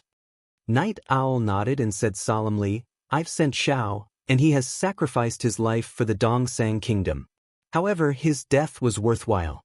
As long as Northern Yen and Jun will fight for 100 years, he'll have a worthy death. Xiao isn't the only one we've lost. Patriarch Swa, our long-term mole in the Junwu Empire, is dead as well. Jun Linyuan has completely destroyed the pawns we've kept trained. But don't worry. As long as Northern Yan's king is dead, we'll gain a lot. Has to digest so much information in such a short time." Xiao was dead, Jun Linyuan had gone insane, and Northern Yan's king was going to die. Quickly gathered all the information and nodded. "You're right.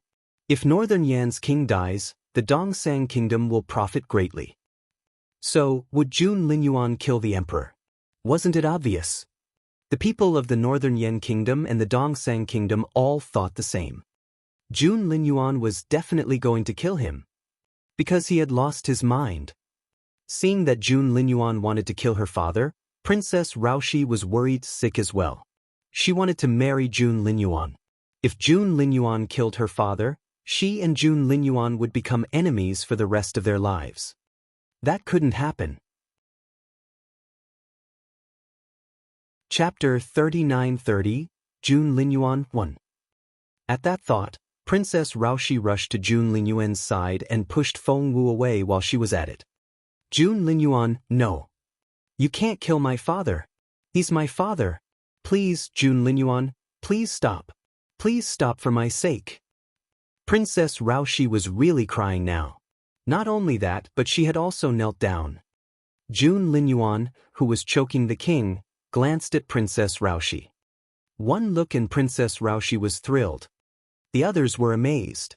Could Jun Linyuan and Princess Raoshi really have something going? Were they very close? Otherwise, why would Jun Linyuan pause for a moment? The king was filled with hope as well. He didn't want to die. Jun. Princess Raoshi scrambled to her feet and wanted to run toward Jun Linyuan. She wanted to help Jun Linyuan come back to his senses.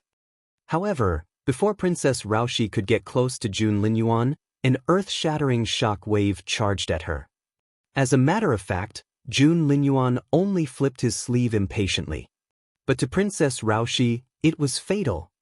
Watch out! Princess Raoshi's guard blocked her way. The guard was smashed into a pulp. As for Princess Raoshi, she was luckier. The guard pushed her away, and when Jun Linyuan's shock wave reached her, it only pushed her further away. Everyone looked up. Princess Raoshi was flying away like a kite. And she was getting further and further away. She was nowhere to be seen in the end. Gone. Everyone was astonished. Only then did they realize how terrifying Jun Linyuan was. The king didn't even dare to make a sound. Seeing this, the head of the firmament palace moved further and further away. She hid behind a wall and waited for her chance. She wanted to run away because she knew that she couldn't let Jun Linyuan see her now. If he did, he would throttle her. She stayed because the capital of Northern Yen was going to become a killing ground. There would be rivers of blood and dead bodies everywhere. She had a lot of room to maneuver. The Firmament Palace had been secretly siding with the Dongsang Kingdom. As long as she helped the Dongsang Kingdom start a war between the two forces, the Firmament Palace would make a great contribution. But to her surprise, and to everyone's surprise, after Jun Linyuan threw Princess Raoshi away, someone else ran toward Jun Linyuan. And she wrapped her arms around him. She held him tightly from behind. It was Feng Wu. Jun Linyuan was about to throttle the king when Feng Wu rushed over and threw her arms around Jun Linyuan's waist. Oh God! Feng Sun was exasperated. The eldest prince was worried sick as well. Someone was going to die. She was such a pretty girl that, to everyone's astonishment, Jun Linyuan, who had been tense and ready to kill, froze on the spot. The fire in his eyes seemed to have faded a lot. What was going on? Was Jun Linyuan going to stop? No. The old master of the Firmament Palace was the first to scream in her head. No. Night Owl, who was in the Dongsang Kingdom, drew in his breath as well. No. He can't stop. Chapter 39-31, Jun Linyuan, 2. Feng Wu wrapped her arms around Jun Linyuan's waist and said in a trembling voice, Jun Linyuan, it's me. It's me. She kept talking to Jun Linyuan. The king was the most nervous one. He thought he was going to lose his mind. Jun Linyuan had almost choked him. If Feng Wu had been a little slower, he would have been killed. But now, would Feng Wu's words work? Would Jun Linyuan pause for a moment and try again, like what he did to Raoshi? The king held his breath. Then he saw a slender hand. It showed up right under his nose. To be more precise, she had put her hand over Jun Linyuan's hand, which was on the king's throat. Feng Wu, who had been holding Jun Linyuan from behind, slowly walked around to face him. The king looked at Feng Wu and hoped that she would succeed. He then saw Feng Wu holding Jun Linyuan's hand with hers. Gradually, her fingers reached out and slowly wrapped around Jun Linyuan's fingers. The king almost couldn't breathe. But he still didn't dare to struggle, fearing that Jun Linyuan would be disturbed. Jun Linyuan looked like he was going to explode at any moment. Feng Wu was trying to calm him down as if she was dealing with a giant beast that could go berserk at any moment. As Feng Wu moved, she kept her gaze on Jun Linyuan. She spoke softly as if she was comforting a baby. Then, the king noticed that the fire in Jun Linyuan's eyes was gradually going out. Then, with a thump, he was tossed aside by Jun Linyuan. Jun Linyuan didn't use much force. All his attention was on Feng Wu. He kept his unblinking gaze on Feng Wu and caught all her attention. After the king was thrown to the ground, he forgot about the pain. Rising to his feet, he quickly ran out of the circle. Gosh, he almost peed his pants. He wiped away the cold sweat on the back of his neck. "Your Majesty!" His guards stepped forward. The king silenced them with a wave of his hand, telling them not to disturb Jun Linyuan. What if he went berserk again? The king also gave the order, telling everyone to back off. Even Feng Sun was dragged away. The king glanced at Feng Sun. "What's going on with your crown prince?" Did he feel humiliated because Jun Linyuan had almost strangled him? According to the king's understanding, even a spiritual saint had been torn in half, but he was still able to come out of it alive. He was so lucky, and luck was part of one's capability. As a matter of fact, the king was intimidated by Jun Linyuan's capability. He didn't dare to hold Jun Linyuan responsible for what he did. If Jun Linyuan went berserk again and killed another spiritual saint with bare hands, how many spiritual saints would Northern Yen have left? Yes, they did have Patriarch Huyen, who could fight Jun Linyuan and had a high chance of winning. But the problem was that Patriarch Huyen doted on Feng Wu, not to mention that Feng Wu and Jun Linyuan were a couple. The king didn't know who the patriarch would help if he and Jun Linyuan got into a fight. Chapter 39-32, Only You Can Do It, 1. "It's me, Jun. It's me." Feng Wu threw herself into Jun Linyuan's arms and whispered in his ear. The fire in the teenager's eyes gradually died down. He seemed to have regained his senses. He caressed her face. "Are you all right?" Feng Wu nodded with tears in her eyes. I'm fine. The old master of the Firmament Palace was furious. Jun Linyuan seemed normal now. If he didn't lose his mind, he would. The old master looked at the dead bodies on the ground. They weren't just any dead bodies. They were all famous spiritual saints. At that thought, she had no choice but to draw in her breath and fight back her rage. The Dongsang Kingdom. Night Owl was furious when he saw Jun Linyuan caressing Feng Wu's cheek. Thump. He jumped up, and the water curtains splashed all over the ground. Lord Jing looked sorry as well. Why did things turn around in the end? Who's that girl? Why is she so influential to Jun Linyuan? Is she? My lord, please leave. Night Owl had to fight back his anger with all his effort. His voice was very soft, but he was furious. Seeing this, Lord Jing opened his mouth but didn't say anything in the end. He patted Night Owl on the shoulder, shook his head, and left. Night Owl turned to look at the manual that the mysterious person in black. To master the skill, one had to first. Time was running out. In 2 hours, the manual would self-destruct. Meanwhile, everyone in the Northern Yen Kingdom watched this in silence. Even Princess Raoshi, who had been kicked away, hobbled back and watched this. Jun Linyuan's cold eyes were twinkling as he stared at Feng Wu.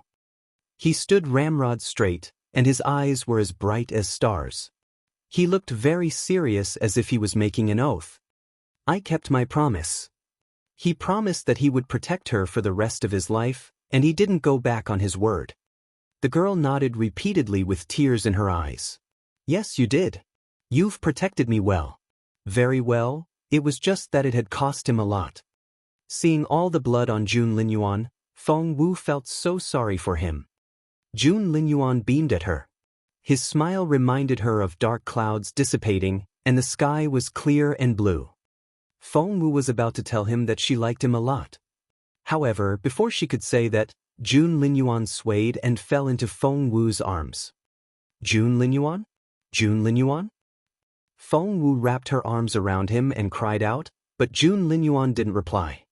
Feng Sun and the others all ran in her direction.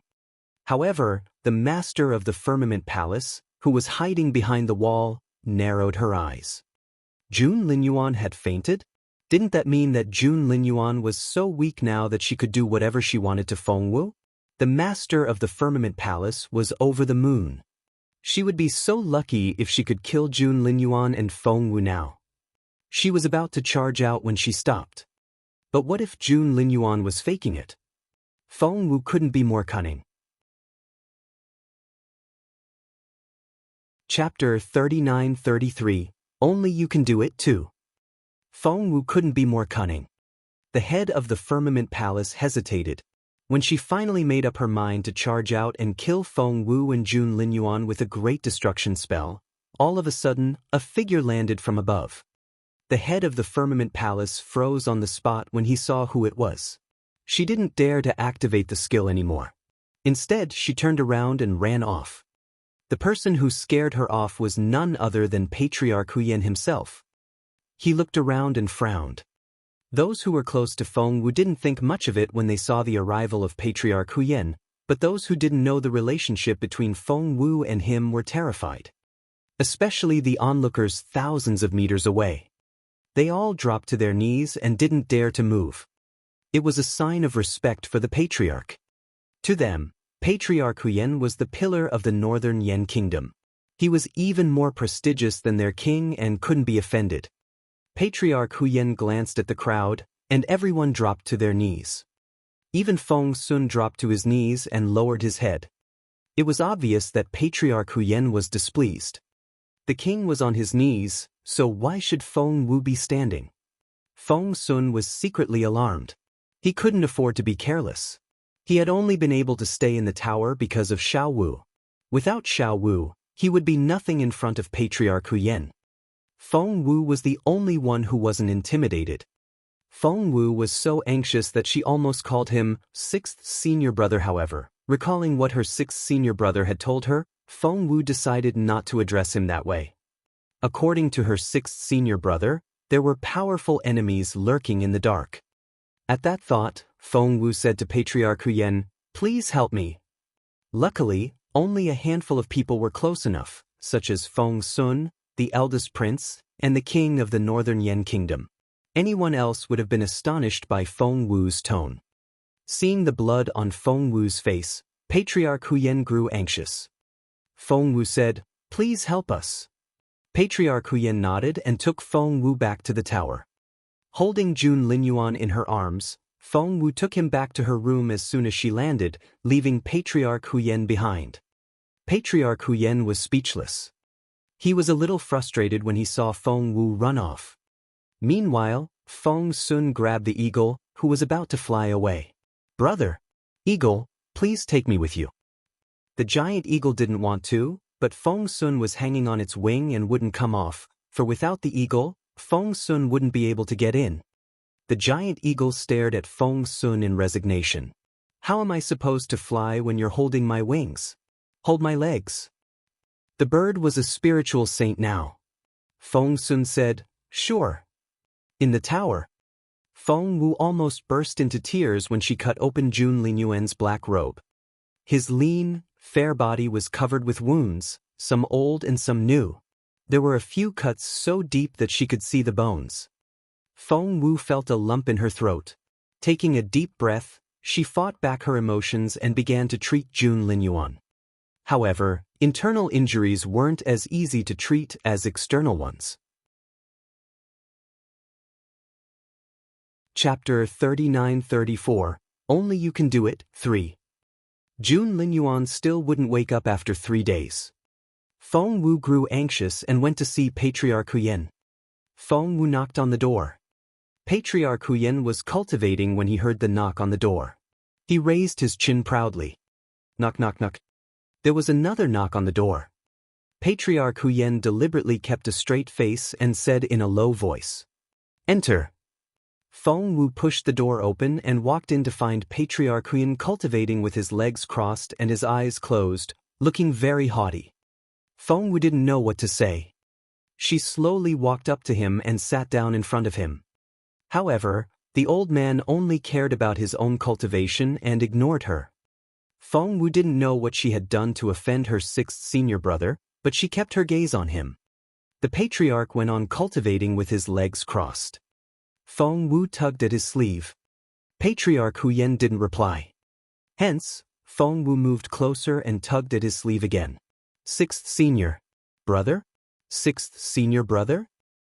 Only then did Patriarch Huyen open his eyes a little. He glanced at Feng Wu, then closed them again.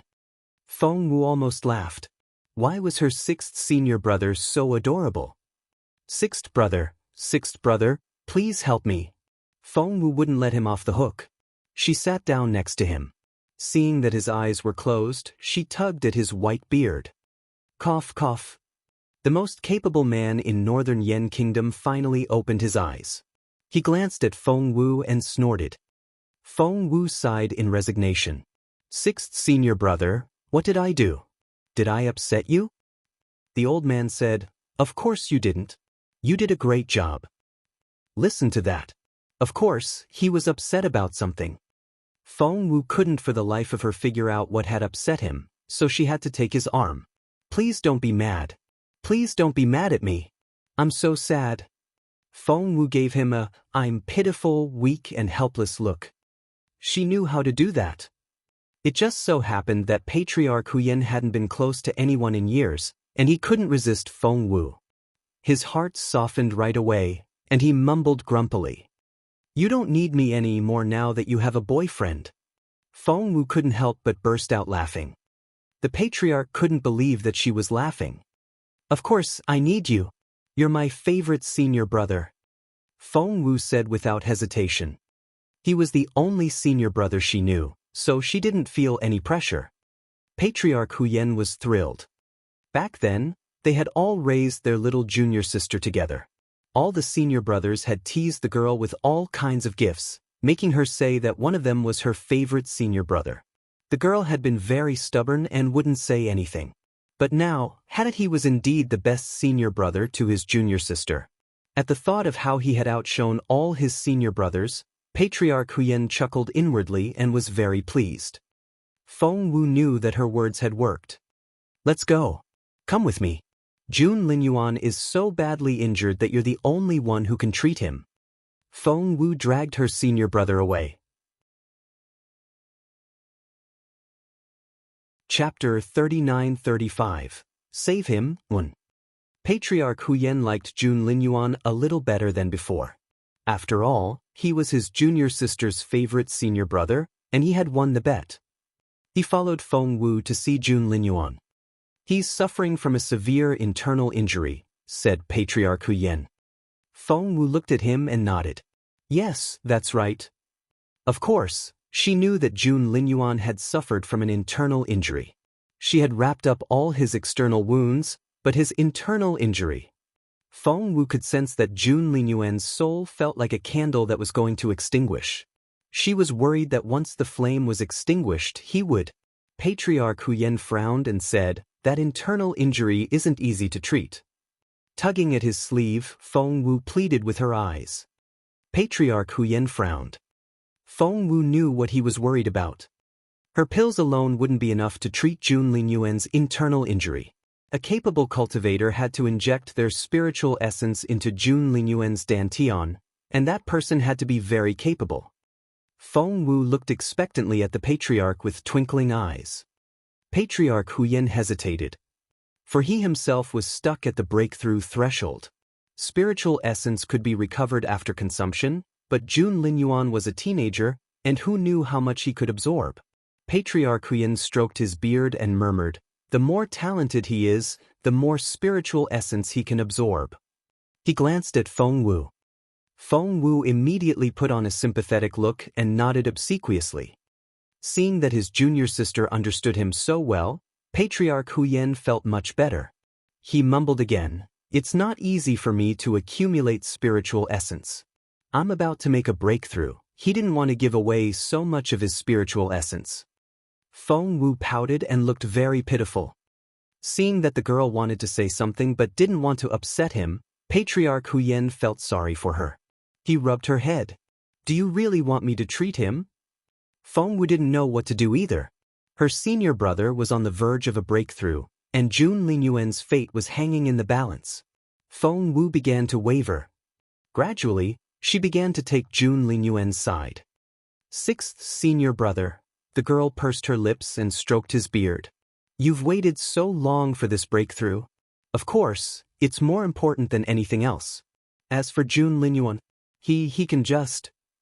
Gosh. Of course, he wouldn't let that happen. However, from what his junior sister said just then, Patriarch Huyen was convinced that he was the most important person to her. Seeing that he still hadn't made up his mind, Feng Wu added, "When I see my beautiful master one day, I'll tell him that my sixth brother treats me very well." Patriarch Huyen shuddered at the mention of his master. That was right. When she talked to their master about it later, was she going to say that he wouldn't help her fiancé? Gosh, of course I'll help him. If his junior sister lost her love forever and cried in bed all by herself, he would blame himself even if his fellow senior brothers didn't beat him up. Guard the door. Don't let anyone in. Chapter 39-36, Save Him, 2. Guard the door and don't let anyone in, said Patriarch Huyen. Feng Wu quickly ran out of the room. After some thought, Patriarch Huyen waved his hand. No one's coming here anyway. Forget about it.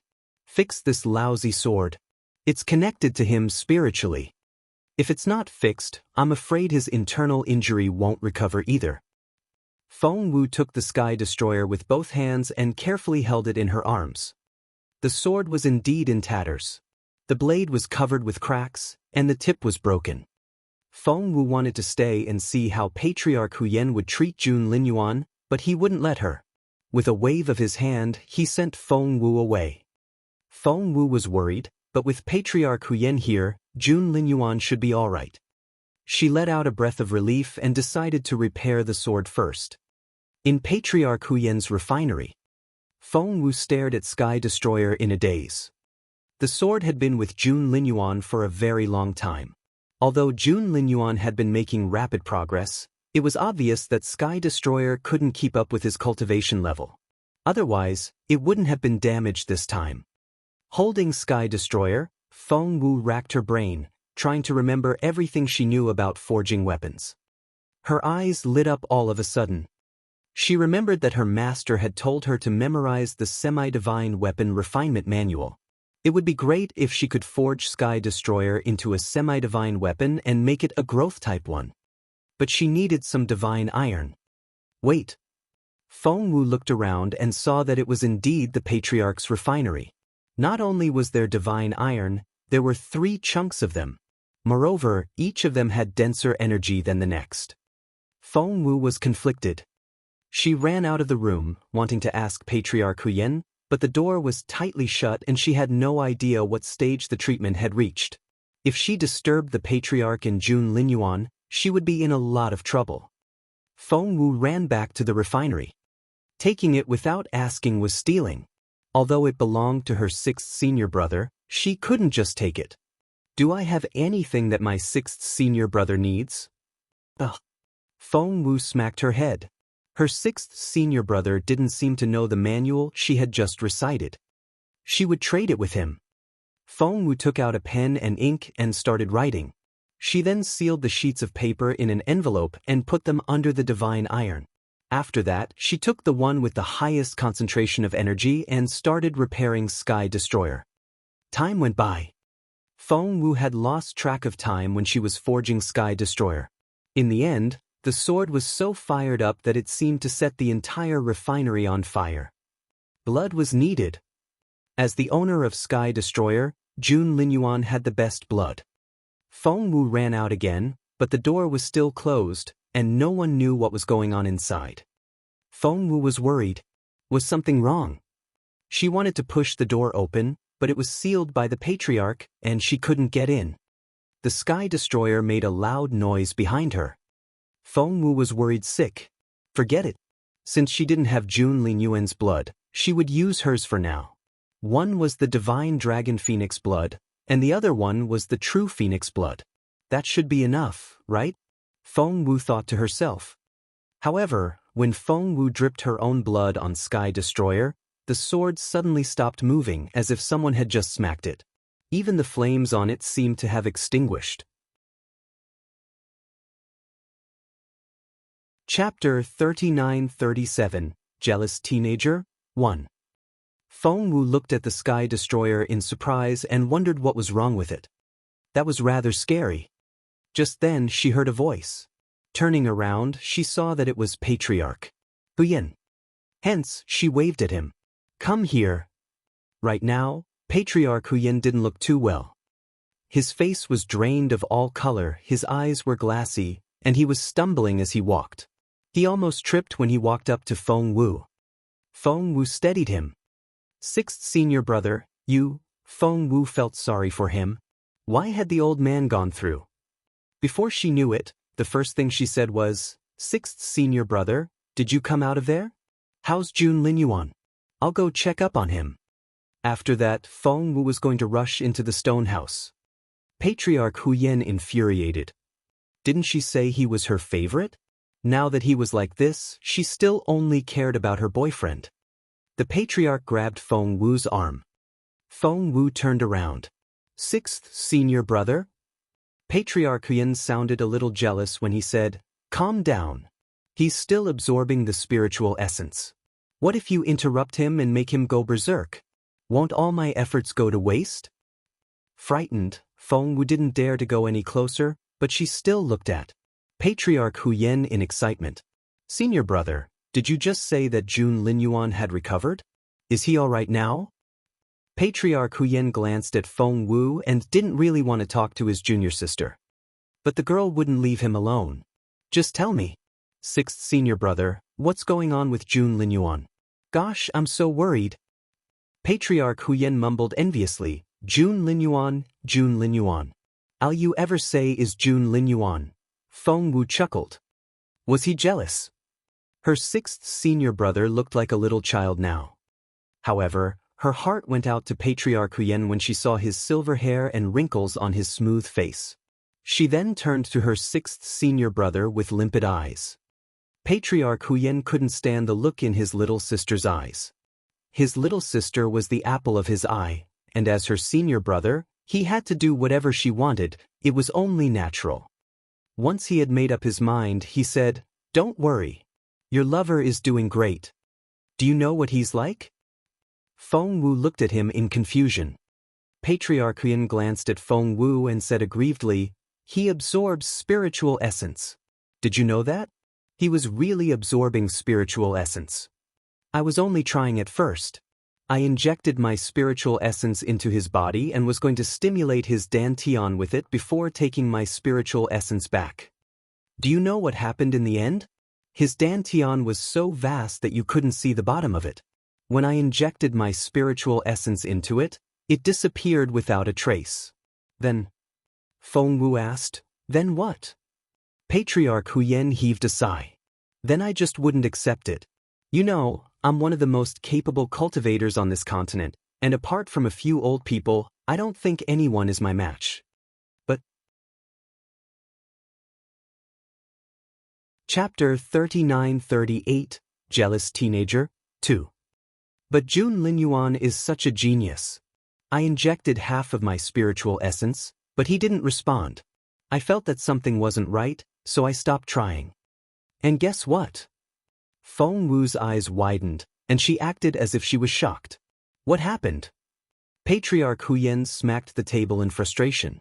That brat is a wolf in sheep's clothing. He was so cunning. He was pretending when he didn't respond to my spiritual essence. When I tried to take back my spiritual essence, I realized that I couldn't. Patriarch Huyen blushed in frustration. Feng Wu asked, What? How? And then? Patriarch Huyen said angrily, Then? Then it was a competition between Jun Linyuan and I.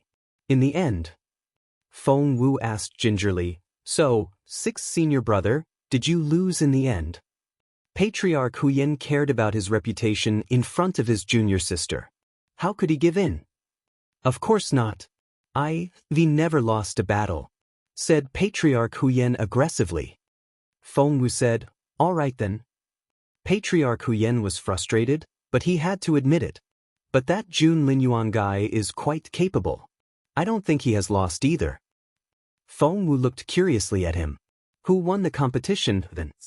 However, the patriarch was supposed to be more capable than Jun Linyuan, but he was a little angry now. Could it be? Patriarch Huyen patted Feng Wu on the head. What are you thinking? Mu's disciples are never going to lose. Feng Wu nodded and didn't think about it anymore. She raised Sky Destroyer and asked Patriarch Huyen, sixth senior brother, what's going on with this sword? It was so hot a moment ago, but it's completely silent now. Patriarch Huyen said grumpily, the sword spirit inside that lousy sword is already damaged, which is as good as an idiot in human terms. You can take a new sword and the sword spirit. Wait. He was surprised when he saw the sword Feng Wu handed him. He was shocked. Feng Wu saw him shudder a little. Sixth senior brother? Feng Wu looked at him in bewilderment. Patriarch Huyen's face gradually turned from pale to pink. He suddenly turned around and stared at Feng Wu with a look that Feng Wu couldn't understand. The look gave Feng Wu the creeps. What's wrong? Staring at Feng Wu, Patriarch Huyen was so excited that his beard was twitching. Your sword spirit isn't an idiot. Not only that, but it has also mutated. Feng Wu said, mutated? What's going on? Why did it mutate? Is it good or bad? Unable to control his excitement, Patriarch Huyen said loudly, of course it's for the better.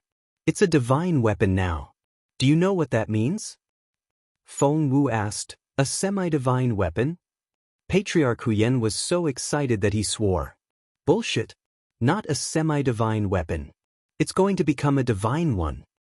Seeing the confused look on Feng Wu's face, Patriarch Huyen stared at her anxiously. Do you still remember our master's ruler? Feng Wu shook her head in confusion. Patriarch Huyen said anxiously, the ruler our master used to smack us when we dozed off in our study time? Remember that? Feng Wu shook her head in bewilderment. Was her beautiful master that strict before? Patriarch Huyen sighed. It doesn't matter. You just need to know that it's very likely that the sword will become a divine weapon. Chapter 3939. Jealous Jun Linyuan. Feng Wu asked, how did you know that? Patriarch Huyen said decisively, because the Sky Destroyer already contains a divine embryo. When the time is right, it'll turn into a divine weapon. Feng Wu was amazed. Really? Master Huyen rolled his eyes at Feng Wu. Of course. Feng Wu immediately took out her fallen star sword and showed it to Patriarch Huyen. Please have a look. Is there a divine embryo inside? Feng Wu looked expectantly at him. Fallen star sword? After examining it carefully, he handed it back to Feng Wu. Feng Wu kept her expectant gaze on Patriarch Huyen. However, he only patted Feng Wu on the shoulder before walking away. The look on his face. Of course, Feng Wu could tell. The fallen star sword wasn't a divine embryo. Feng Wu's face darkened. On second thought, she realized that Sky Destroyer didn't have a divine embryo in the first place. It had only become one by sheer luck after the narrow escape. Therefore, she still had a chance with her fallen star sword. At that thought, Feng Wu looked expectant. All of a sudden, Feng Wu felt a pair of eyes on her, and she looked up in the direction of the gaze. Jun Linyuan. Feng Wu was elated to see Jun Linyuan, and she hopped toward him like a rabbit. She had no idea how long Jun Linyuan had been there, nor did she know what he saw, but he didn't look too happy. Feng Wu didn't notice it. She was thrilled to see Jun Linyuan come out. Why did you walk out on your own? Aren't you badly injured? Won't it affect your internal injury? You look pale. You don't look well. Feng Wu rushed to his side and asked all the questions in a concerned tone. Only then did Jun Linyuan look a little better. Feng Wu frowned. Sixth senior brother said that you were mostly recovered, but you don't look much better. He lied to me. Jun Linyuan frowned. Sixth senior brother? Feng Wu wanted to slap herself. She had blurted out that secret in a moment of desperation. Her sixth senior brother had told her that her master still had enemies lurking in the dark and that no one should know about the sect. But Jun Linyuan, although he knew that Jun Linyuan would keep it a secret. No, she couldn't tell Jun Linyuan because once the secret was revealed, it wouldn't be a secret anymore. Feng Wu stuck out her tongue involuntarily and smiled obsequiously. She then changed the subject. Hey, why are you out here? You're so badly injured. We don't want you to catch a cold. Here, let me help you inside. After that, Feng Wu tried to hold Jun Linyuan's arm. However, as soon as her hand touched Jun Linyuan's arm, Jun Linyuan threw it off with a livid face. The teenager then went back into the room with a cold look in his eyes and slammed the door shut behind him. He closed the door. Feng Wu's mouth fell open when she saw what he did. Jun Linyuan, you're so grumpy. But it wasn't too shocking because that was what Jun Linyuan used to be like. He would get angry when things didn't go his way, and when he was angry, he would lock himself up and wouldn't see anyone. Recently, Jun Linyuan had been too kind to her, which gave her the impression that he was a mild-tempered man. As a matter of fact, the crown prince had always been very grumpy. Feng Wu thought to herself. However, it was so humiliating to be left outside like this. Luckily, no one saw it. Moreover, Feng Wu knew Jun Linyuan well enough to know that he was quick to flare up, but he was also easy to appease. The longer she waited, the harder it would be to appease him. Therefore, she had to put out the fire before it exploded. At that thought, Feng Wu was about to knock on the door. A voice rang out next to her. Turning around, Feng Wu saw that it was the giant eagle. Right now, it was leaning against a stone wall with its wings crossed and grinning at Feng Wu. That was to say, had it seen everything? That was so humiliating. Feng Wu thought to herself. Stop laughing. Feng Wu said grumpily. The giant eagle looked at Feng Wu up and down in amazement, as if it was looking at some strange creature. Feng Wu rolled her eyes. Shut up. The giant eagle walked away, trembling. It was obviously trying to suppress its laughter. Feng Wu also saw Little Phoenix standing on its head and talking to it. The giant eagle said, Wow, I didn't know that Little Phoenix could do that. Little Phoenix was referring to Feng Wu. The giant eagle wanted to call Feng Wu Little Phoenix. That way, Feng Wu would be in the same category as them and sound much closer. Little Phoenix didn't know what to say. Don't flatter yourself. The giant eagle said, I think she's going to knock on the door and go in. Little Phoenix didn't know what to say. Don't be so ignorant. It had seen a lot of such things before. The giant eagle said, I just don't get it. She's a girl. Why would she try to appease him? It's so humiliating. Little Phoenix glanced at the eagle. You don't understand. The giant eagle asked curiously, I'd like to hear about it. Little Phoenix glanced at it and said casually, Just remember that Little Feng Wu has never been defeated before. The giant eagle said, But isn't Jun Linyuan in total control? Heh! Little Phoenix stuck out a paw. No, Jun Linyuan is totally under control. The giant eagle said, I don't understand. Little Phoenix rolled its eyes at it. That's why you're such an idiot. Just be humble and admit your defeat. The giant eagle exploded when it heard the first part. Who are you calling an idiot? I'm a level 2 spiritual saint. Come and fight me. Little Phoenix's face turned green. Feng Wu watched as they walked away. She stared at the stone door and was about to knock when she recalled what the giant eagle said. She was a girl. Why did she have to comfort him every time? She felt so wronged when he lost his temper for no reason. And he always lost his temper for no reason. That was so frustrating. I won't live with it anymore. He can stay angry inside. Feng Wu stormed off and went back to the refinery. Feng Wu only realized that she was still holding Sky Destroyer when she sat down. Sky Destroyer was repaired, but she could see the cracks on the blade. Feng Wu recalled what happened in front of the temple. Jun Linyuan had gone to the Zhou family for her. He had gone to the Hua family for her. She was also the reason that Jun Linyuan had come to Northern Yen for the duel despite his injury. Despite the fact that he had gone berserk, Jun Linyuan still told her that he had kept his promise. She gradually calmed down. Slowly, she began to feel sorry for Jun Linyuan. Feng Wu thought to herself, he's just this unruly, arrogant, domineering, and overbearing man. Why would I take it for granted that he'll be as mild-tempered as a normal person? So be it. Feng Wu rubbed her forehead and told herself not to be mad. There was something wrong with being a genius. No one was perfect. Feng Wu stood outside the room with the Sky Destroyer in her arms again. As for whether the eagle would laugh at her or not, it didn't matter. She could stand the humiliation. It wouldn't cost her anything. Feng Wu comforted herself in her head. She knocked on the door. There was no reply. She knocked again. It was very quiet, and no one responded. But Feng Wu knew that Jun Linyuan was inside because she could hear his breathing. Brother Jun? Brother Jun, it's me. Open up. To be honest, Feng Wu felt ashamed to call him that.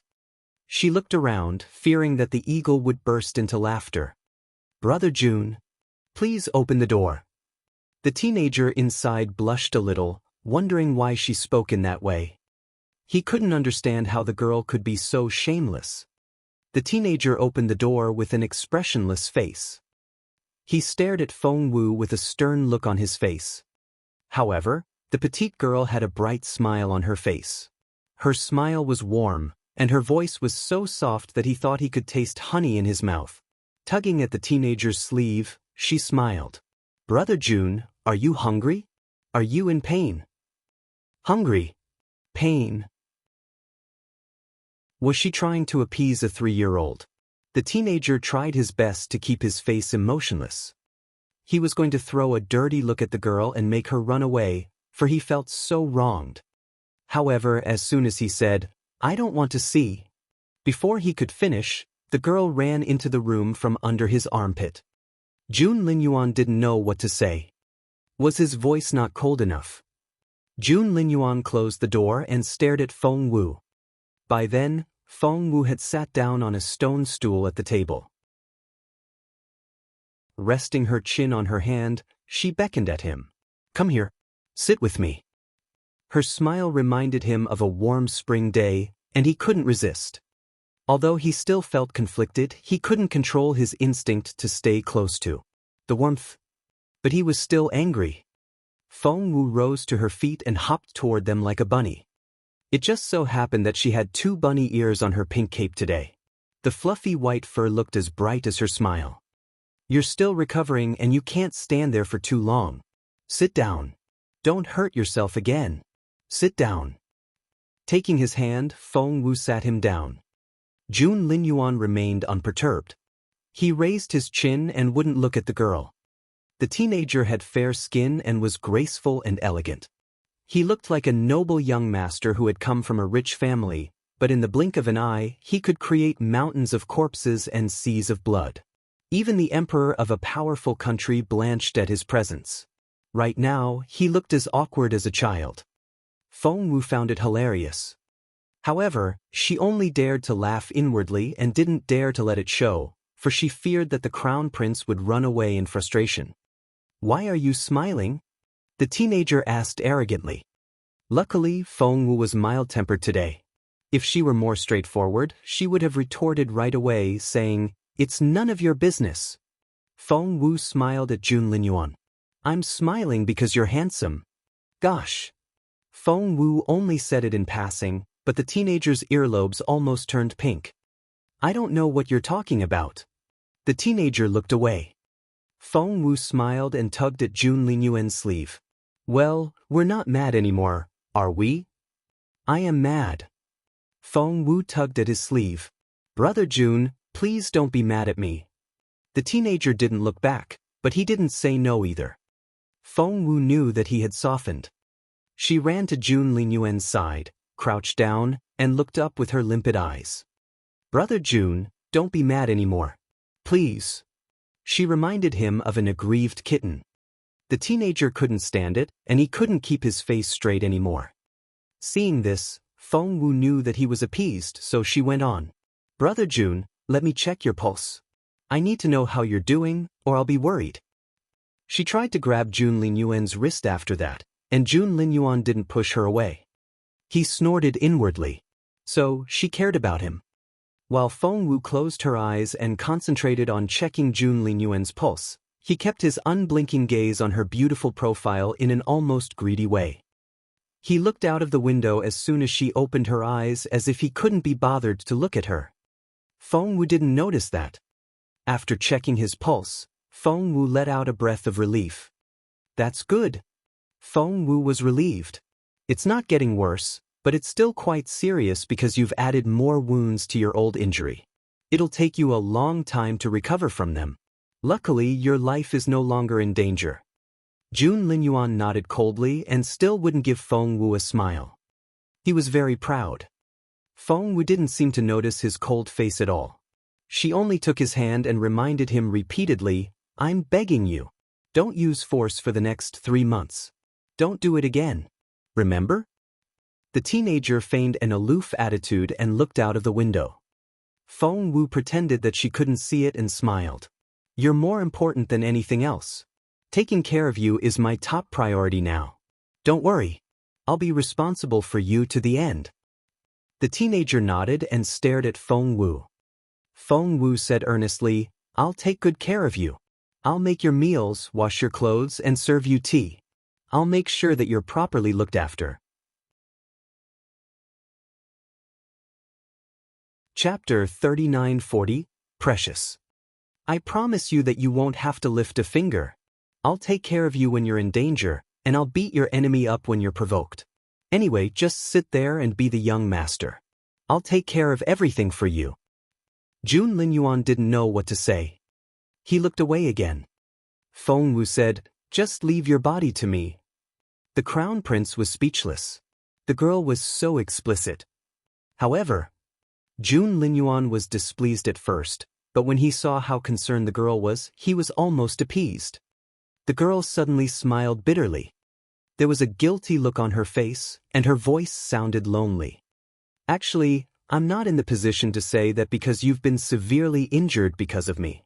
You've been injured over and over again. You're the crown prince, the hope of all the people of the Junwo Empire, and the treasure of many people." "I'm not anyone's treasure," the teenager said coldly. "There's no one." Other people wouldn't quite make out what Jun Linyuan meant. But Feng Wu understood. By that, he meant that no one cherished him.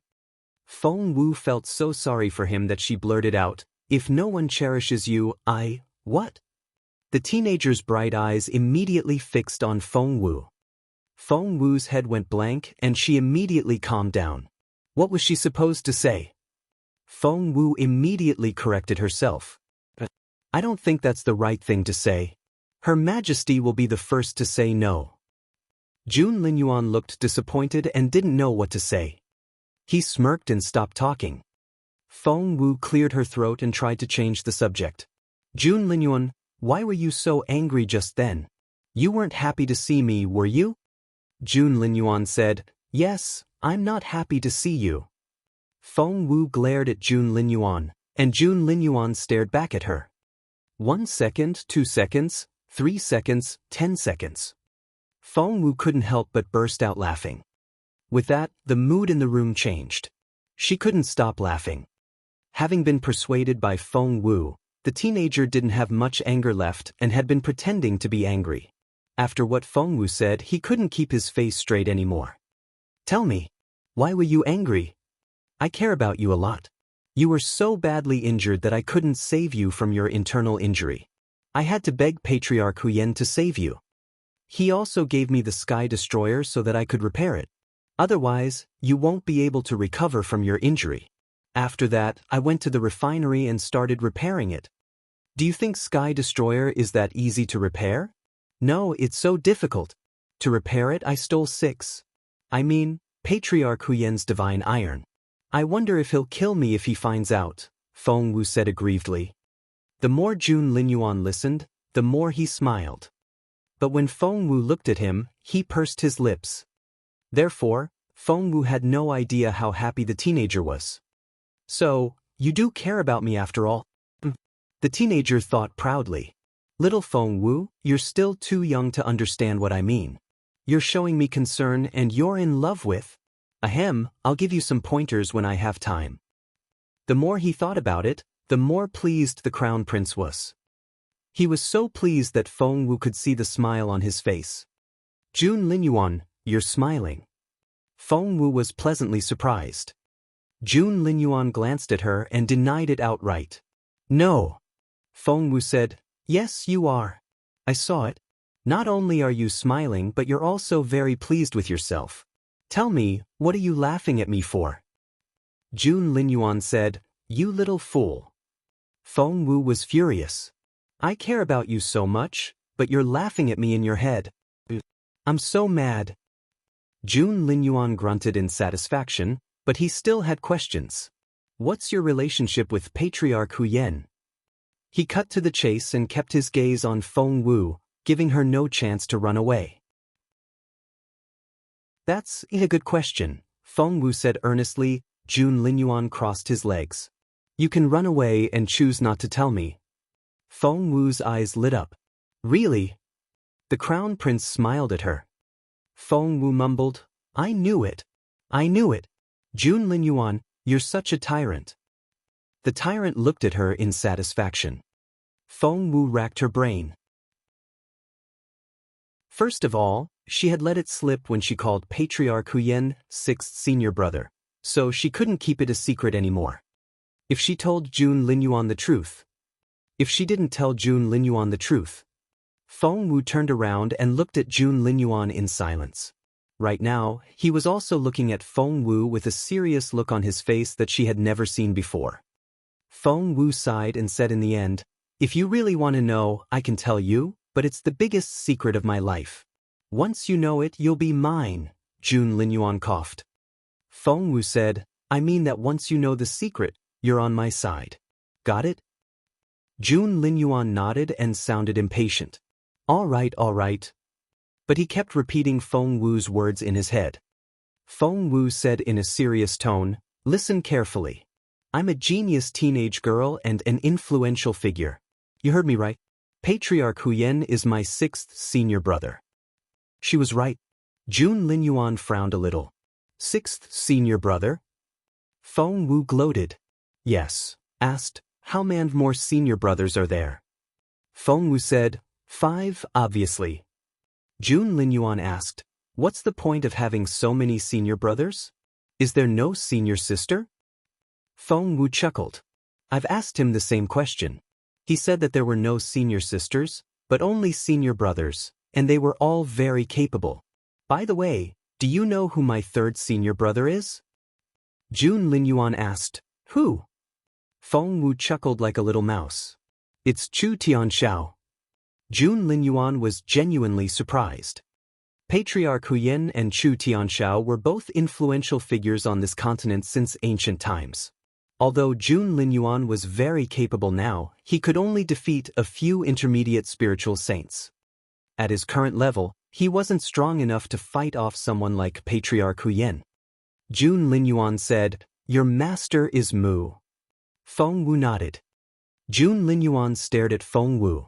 Your sect is quite impressive. Feng Wu nodded, looking pleased with herself. That's right. But my sixth senior brother said that I couldn't tell anyone about it, nor could he openly acknowledge me as his junior sister. That's because my master's enemy is out there, and I'm the weakest. The enemy may find me. Jun Linyuan's eyes darkened. Is your master still alive? Feng Wu said, Of course. Jun Linyuan said, But he can't come out. Feng Wu asked, How do you know? Jun Linyuan patted Feng Wu on the head. You'll be so pleased if he comes out. Feng Wu glanced at him. I'm not that shallow. Jun Linyuan said, You'll only be more. Feng Wu said, Hey, Jun Linyuan, are you looking for a beating? Jun Linyuan patted Feng Wu on the head with a smile on his face, but deep down he was very competitive. Mu Jiuzhou, Mu Jiuzhou, Mu Jiuzhou. He recited that name in his head. Feng Wu tugged at Jun Linyuan's arm and looked at him eagerly. What? Jun Linyuan asked. Feng Wu said, That's a shared secret between the two of us. You can't tell anyone, or I'll die. I'm putting my life in your hands now. I didn't want to tell you, but when I saw you, I couldn't help telling you everything. Hey, Jun Linyuan, stop smiling. The teenager smiled, and it was the brightest smile Feng Wu had ever seen. He rubbed the girl's head and said, Just wait for me. One day, I'll be more powerful than Mu Jiuzhou. When that happens, no one will be able to threaten you anymore. Jun Linyuan wasn't only talking to Feng Wu, but it was for himself as well. He couldn't bring himself to see his girl living in danger forever. Because of that, he was going to become the most capable man in the world. He would then kneel on one knee and ask for her hand in marriage. "I'll protect you forever." At that thought, Jun Linyuan smiled again. What Feng Wu and Jun Linyuan didn't know was that the entire tower was Patriarch Huyen's magical instrument. Naturally, he could hear their conversation. Patriarch Huyen thought, "I didn't mean to eavesdrop, but the two of you were careless with your words. You can't blame me?" He was displeased when he heard that his junior sister had shared such an important secret with. He mumbled, "I told her repeatedly not to tell anyone, but she still said it. She's not on my side anymore." Patriarch Huyen felt that he had to vent his anger on someone. He couldn't stay in this tower anymore. He ran into Feng Wu on his way out. Feng Wu greeted him cheerfully. Sixth senior brother. Putting his hands behind his back, Patriarch Huyen raised his chin. "Umph." He then stormed off. Feng Wu scratched her head. What's wrong with him now? Meanwhile, in the northern Yan's palace. In the study, the king hadn't calmed down yet. Because it was such a big deal, all the high-ranking officials came to see him, but the king sent them away so that he could pretend that nothing had happened. He let out a breath of relief after everyone was gone. What an undeserved catastrophe. Because of what happened, Emperor Yan gave the order to get to the bottom of it. He then obtained the information. Princess Raoshi had joined hands with the Dongsang Kingdom, as well as the Zhou family, the Hua family, and the Firmament Palace of the Zhenwu Empire. The five forces had joined hands to hunt Feng Wu down, but Feng Wu had escaped. Jun Linyuan, on the other hand, had gone to the Zhou family of Jingyang and the Hua family of Flower Valley. He had almost killed their old masters. The king felt a chill run down his spine. "Raoshi, you almost destroyed this kingdom." Emperor Yan smashed a stack of paper on the table with a loud thump. "Bring Princess Raoshi here," Emperor Yan said angrily. However, as soon as he said that, a voice came from outside. "Princess Raoshi is here." Emperor Yan smirked. "How dare she? Get her ass in here." Princess Raoshi entered the room in tears. "Father!" She ran to a spot 10 meters away from the king and inched toward him. Father, please don't be sad. You have to take care of yourself." The king was dumbfounded. What was she talking about? He looked at her in bewilderment and asked, "Why should I be sad?" Princess Raoshi comforted him in a hurry. "Father, there are more fish in the sea. Why fall in love with a single woman? That frivolous Feng Wu is so infuriating." "Wait." The king pointed at Princess Raoshi. "Speak like a normal person. Why do you say Feng Wu is so frivolous?" Princess Raoshi said, "Isn't Feng Wu your concubine?" The king's face was ghastly pale. He kicked Princess Raoshi and said, "Nonsense. Since when is she my concubine? I'll kill you if you say that." Princess Raoshi said, "But father, don't you dote on her?" "I'm not worth it." Before Raoshi could finish, the king said, "One more word, and I'll rip your tongue out." To be honest, he had never considered Feng Wu in that way. Yes, she was beautiful, but he didn't deserve her. If he dared to have such thoughts, the patriarch would probably tear him to pieces. Princess Raoshi was dumbfounded. Why was this happening? Wasn't his father in love with Feng Wu? Feng Wu and were cuddling in broad daylight. Why wasn't his father angry at? Or was her father faking it? Raoshi looked up at the emperor, trying to see if he was telling the truth. She looked into the king's eyes and saw that he was furious. Why wouldn't she believe him? Infuriated, the king kicked Princess Raoshi. Princess Raoshi slid backward until she reached the door. The door was blocked by the threshold, or she would have been outside by now. But that was enough to make her burst into tears in pain. The king pointed at her and scolded her. "Say that again. I dare you." If the patriarch wanted to, nothing could escape his eyes in northern Yen. However, Raoshi had said such things about him. Feng Wu was his concubine? Forget it. He didn't even dare to think about it.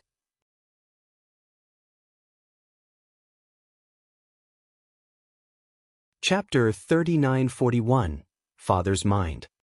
Only then did Princess Raoshi realize that her father was afraid. Why was his father so scared when Feng Wu was mentioned? Father, are you afraid of Jun Linyuan? That couldn't be. Princess Raoshi thought. Jun Linyuan is indeed very powerful, but that was after he went berserk. If he hasn't lost control. Jun Linyuan is an advanced spiritual saint, isn't he? Father shouldn't be so scared. The king wanted to kick her again. Was his daughter born to take revenge from him? Why did she have to bring it up? One Feng Wu was already frustrating enough, but now, Jun Linyuan was mentioned. The two of them put together. It gave the king a headache. Go away. The king didn't want to see Princess Raoshi. Father, about me marrying Jun Linyuan, Princess Raoshi said hastily. The king gave her a "you idiot" look. What did you say? Princess Raoshi said, Father, have you forgotten? You agreed to let me marry Jun Linyuan, even if I'm only his concubine. Are you an idiot? The king couldn't stand it anymore and gave her a "you idiot" look. I used to think that you were brilliant, Raoshi, and I even had the idea of making you the next king. But now, I'm so glad that I didn't do that. If I had, the Northern Yen kingdom would have been destroyed. Princess Raoshi was so angry that her face turned red. The king said, Do you really think that no one knows what you've been doing behind my back? Do you really think that I don't know that you've joined hands with the Zhenwo Empire's Firmament Palace, the Zhou family, and the Hua family to assassinate Feng Wu? Father, actually. The king said, Do you really think that you can do whatever you want without consequences? Do you think that the world should revolve around you? Do you think that Jun Linyuan is magnanimous enough to make you his concubine? Princess Raoshi's face turned even paler. Father, I can explain. Jun Linyuan probably only cares about Feng Wu out of consideration. I have a source of information. The two of them. When Raoshi opened it, she saw that it was a letter from Jun Linyuan. The letter contained a detailed description of what she had done, and the king was told to keep an eye on Feng Wu for a while. Jun Linyuan also said that he would pay Princess Raoshi a visit in a few days. The king pointed at Princess Raoshi. Don't tell me you think Jun Linyuan is going to chat with you over tea. Frightened, Princess Raoshi dropped to her knees. What does he want to do? So, her father was on Feng Wu's side because of Jun Linyuan's letter. She still remembered the threatening words in the letter. If he didn't do as he was told, he would become the enemy of the Zhenwo Empire for 100 years. One day, Jun Linyuan would arrive at the city and annihilate Northern Yen. Blood would flow like rivers. There will be blood everywhere. The empire will be our enemy for 100 years. Jun Linyuan made that promise because he wanted to protect Feng Wu. How can you say that Jun Linyuan was only caring about the girl's feelings? Are you going to lie to me again? The king was shaking from head to toe. God knew how furious he was when he read the threats in the letter. As a king, he couldn't wait to take action when he was threatened like this. He wanted to go straight to the Zhenwo Empire and kill the emperor. The king used to be a hot-blooded young man as well. However, he saw the battle in the temple. Seeing Jun Linyuan in his berserk state and how close Feng Wu and Jun Linyuan were to each other, the king knew that the Northern Yen kingdom was doomed. Luck wasn't on Northern Yan's side. It was with the Zhenwo Empire. Why should he compete with fate? He didn't have a death wish. This time, Princess Raoshi was genuinely frightened. She burst into tears. I didn't know. I didn't know that they would find out. I really didn't know. The king waved her off. Leave. Princess Raoshi panicked. Father, please help me. I'll make up for it.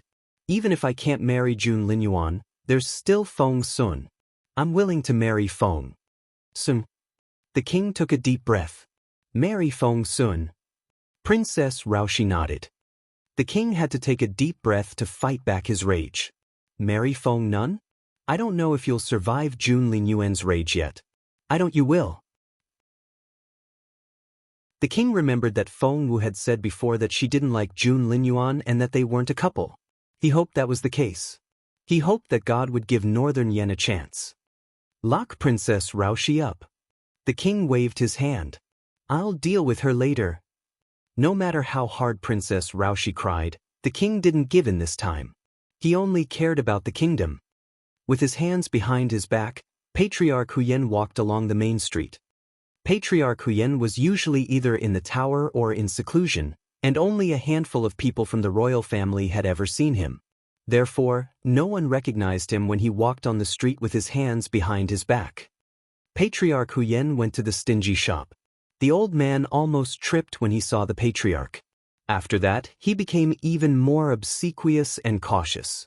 Patriarch Huyen was here to vent his sarcasm, not to see someone kneel on the ground. He was soon bored. Waving his hand, he walked away. However, as soon as he left, the old man fell to the ground. Huyen Ichen said, "Grandpa?" Old Huyen asked, "What was the patriarch doing here?" Huyen Ichen was at a loss as well. The patriarch had never visited this shop before, so why? All of a sudden, Huyen Ichen smacked his forehead. "Grandpa, do you remember? I came here to ask you to help Xiao Wu during the battle in the temple. You weren't there, were you? Is the patriarch here to blame you?" Old Huyen asked, "What?" He was so anxious, but he really wasn't there. If he had been, he would have helped Feng Wu. This was bad. Meanwhile, Patriarch Huyen had no idea how difficult it was for him to find someone to complain to. All his old friends were either dead or in deep sleep, and only a few of them were still active in the world. It was so difficult to even talk to them. Before he knew it, he was in the imperial palace. The king had just locked up Princess Raoshi, and he was going to talk to Feng Wu to see if Raoshi could be spared.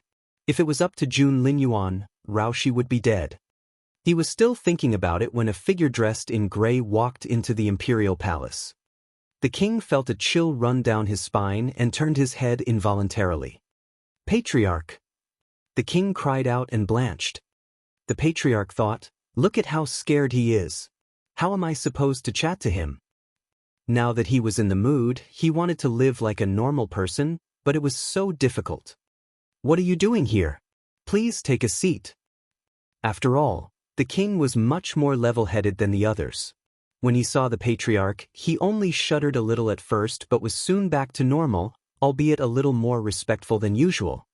Patriarch Huyen thought that the king was a reasonable man that he could talk to, so he sat down. "Serve my best tea." The king gave the eunuch a glance. The eunuch knew how to read faces. He nodded and went out to make some tea. Oh God, it was Patriarch Huyen. The eunuch felt his knees buckle. Patriarch Huyen paid no attention to any of this. He sat there, looking rather dispirited. The king was thrilled. That was the patriarch that he had been the king for so many years, but he had only seen the patriarch a handful of times. The patriarch usually wouldn't come in person when he had instructions but would only send the message through his mind. It was always a one-way command. Therefore, in the king's mind, the patriarch was a lofty, unapproachable god. But now, he looked a little like a human being. Why did he feel like a human now? This was big news. The king crouched down next to Patriarch Huyen. He didn't dare to sit. Patriarch Huyen gave him a sidelong glance. "Sit." The king hesitated.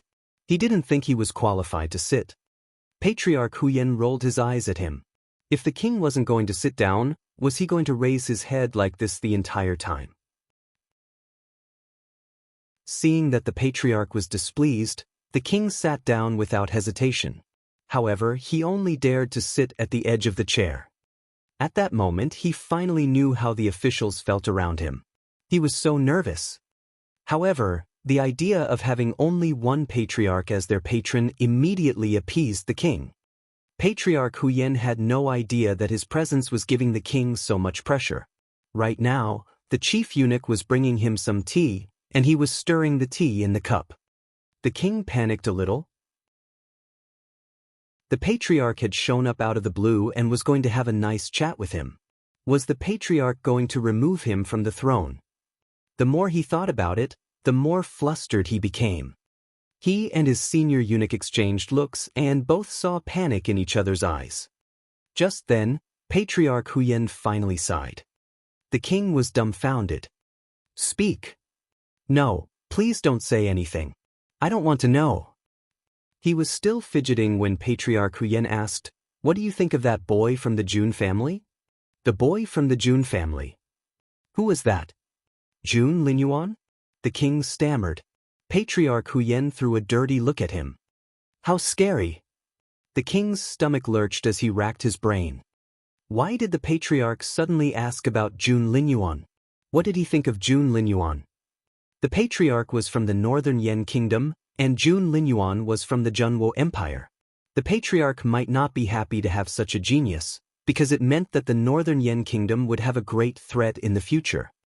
It just so happened that Jun Linyuan and Feng Wu's relationship was so complicated that there was something strange about it. Moreover, Feng Wu was the patriarch's favorite junior sister. So, what should he say to make the patriarch happy? Before the king could figure it out, Patriarch Huyen spoke first. The old man sighed. That Jun Linyuan isn't all that nice. He just looks all right, doesn't he? The king was thrilled.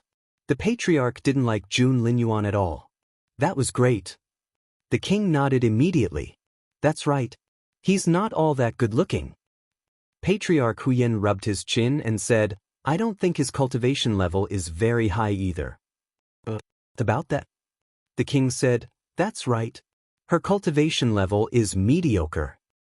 Patriarch Huyen said, he's not a good person either. The king said, that's right. He has a bad temper and can go berserk. So, the patriarch didn't like Jun Linyuan. If that was the case, then... Before the king could finish feeling excited, Patriarch Huyen rolled his eyes at him. Are you blind? The patriarch stared at the king. The king was speechless. Patriarch Huyen said, you can't find anyone that looks like Jun Linyuan on this continent. The king was shaking from head to toe. Patriarch Huyen said, there's also his cultivation level and his talent. If you find another like him, I'll let you be the patriarch. The king blanched. He was almost in tears. He thought, Patriarch, you said it yourself that Jun Linyuan wasn't all that good. I was only siding with you. Why did he scold me? Patriarch Huyen glared at the king. Are you not happy with what I said? The king said hastily, no, of course not. But he couldn't bring himself to say it. Patriarch, you set the tone yourself. Why is it all my fault? An idea struck him all of a sudden. He knew what was going on. Wasn't this how a father-in-law would treat a son-in-law? He was picky about his son-in-law's faults, but when other people criticized the latter, he wouldn't have it. However, he wouldn't stop picking on his son-in-law. Deep down, the patriarch was just a little jealous. As expected, Patriarch Huyen spoke again. That's right. He can go berserk. What if he injures Xiao Wu next time? Plus, he's going to be the emperor one day. What if he mistreats the girl? Then, seeing the patriarch ramble on like an ordinary father, the king was amazed. He didn't know how to react.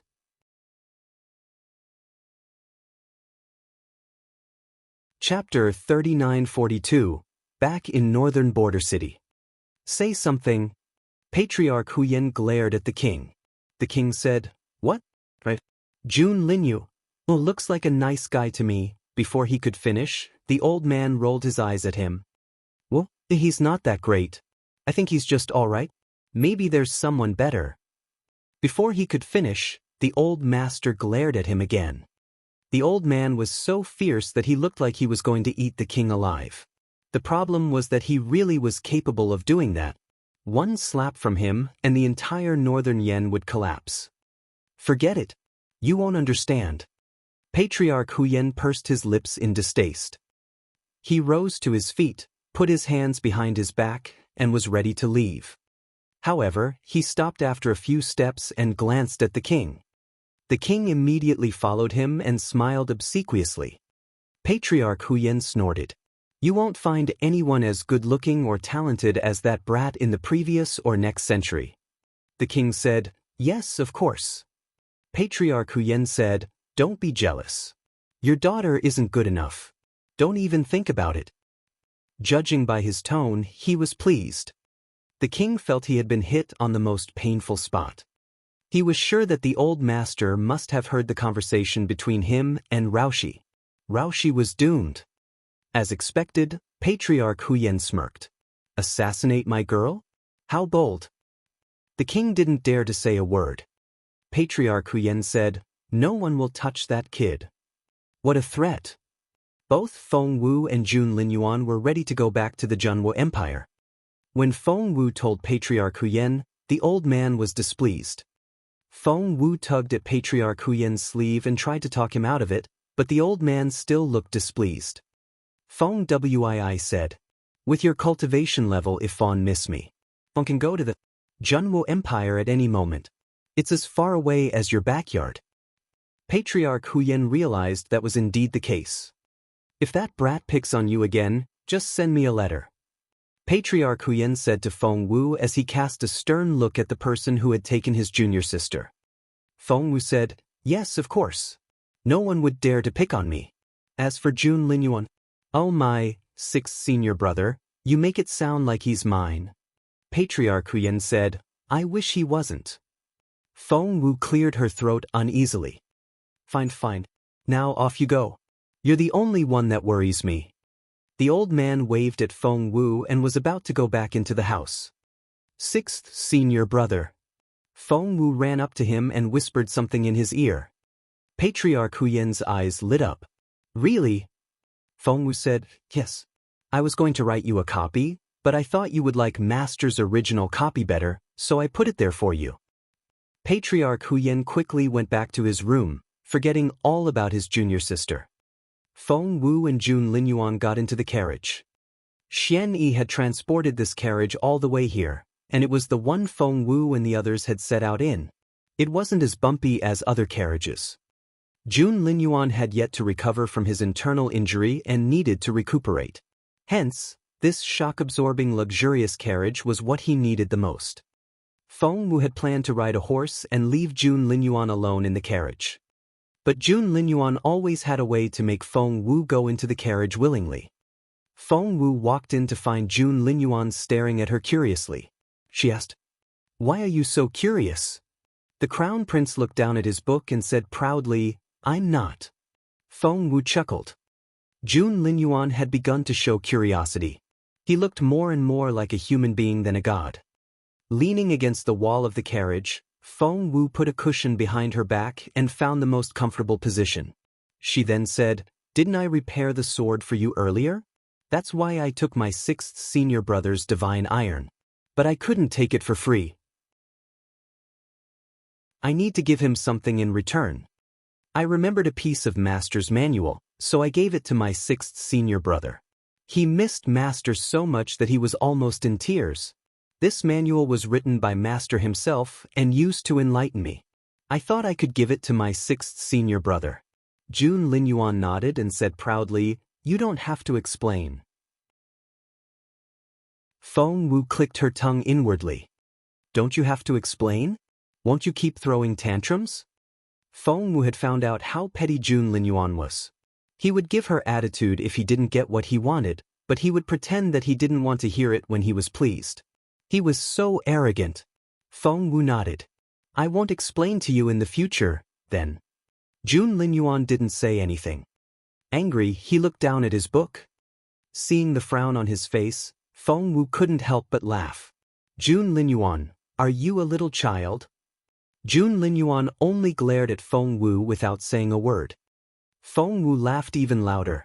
Jun Linyuan, have I ever told you that you're adorable? Adorable?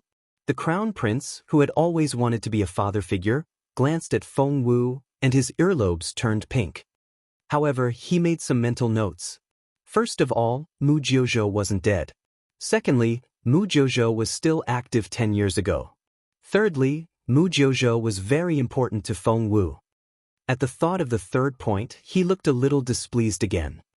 The carriage moved faster than they had expected. It took them half a month to reach the border of the Junwo Empire. Northern Border City. Northern Border City was in the north-northwest of the Junwo Empire. From there, the Dongsang Kingdom was 400 kilometers away. Feng Sun's teasing voice rang out as soon as they set foot in Northern Border City. Little Feng Wu, how about we take a trip to the Dark Forest? Dark Forest contained a lot of their memories. Back then, Feng Wu had tricked Feng Sun and Jun Linyuan and stolen the immortal spiritual fruit by playing the ugly girl in the dark forest. Feng Sun still couldn't get over it. That was the first time Feng Wu had met them, and it was quite an impression. Feng Wu chuckled. A single eagle was enough to give us a hard time. Jun Linyuan even had a duel with it. By the way, what level was that eagle? Feng Sun said, a spiritual overlord. Feng Wu was surprised. Jun Linyuan was a spiritual overlord 2 years ago, and he's a peak spiritual saint now? That's incredible. Feng Sun glanced at Feng Wu. Why are you surprised? You were only a junior spiritual overlord when we set out from the imperial capital, but you're already a peak spiritual overlord now. Aren't you incredible?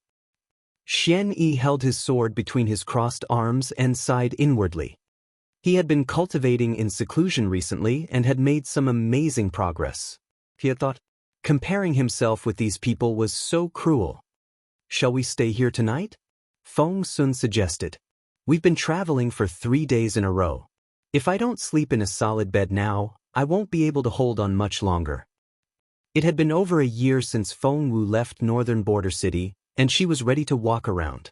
Her eyes lit up when she heard that suggestion. However, Jun Linyuan was the one calling the shots here, and he had the final say. Feng Wu turned to look at Jun Linyuan, but he was reclining on a soft chair and seemed to be absorbed in his book. Jun Linyuan? Feng Wu looked eagerly at him.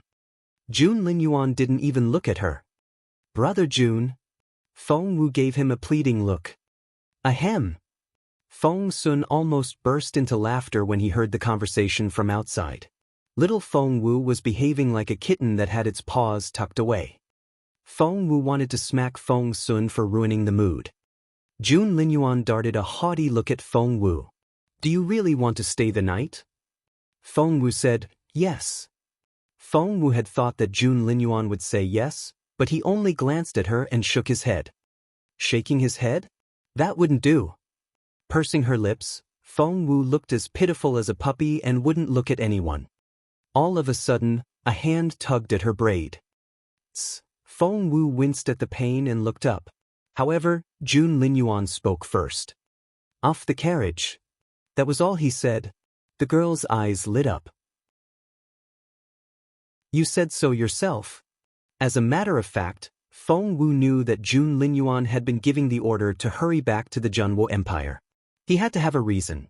Seeing Jun Linyuan nod in resignation, Feng Wu rushed out and shouted, Feng Sun, go to my old manor and stay there tonight. Uncle Lan was the only one guarding the old manor of the Feng clan in northern border city. The others had all gone back to the imperial capital with Feng Wu. Uncle Lan was so surprised to see Feng Wu. Uncle Lan, don't you recognize me? Feng Wu jumped out of the carriage with a smile and nodded at Uncle Lan. Miss Wu. Miss Wu is back. Uncle Lan's voice trembled with excitement. I recognize you. It's Miss Wu.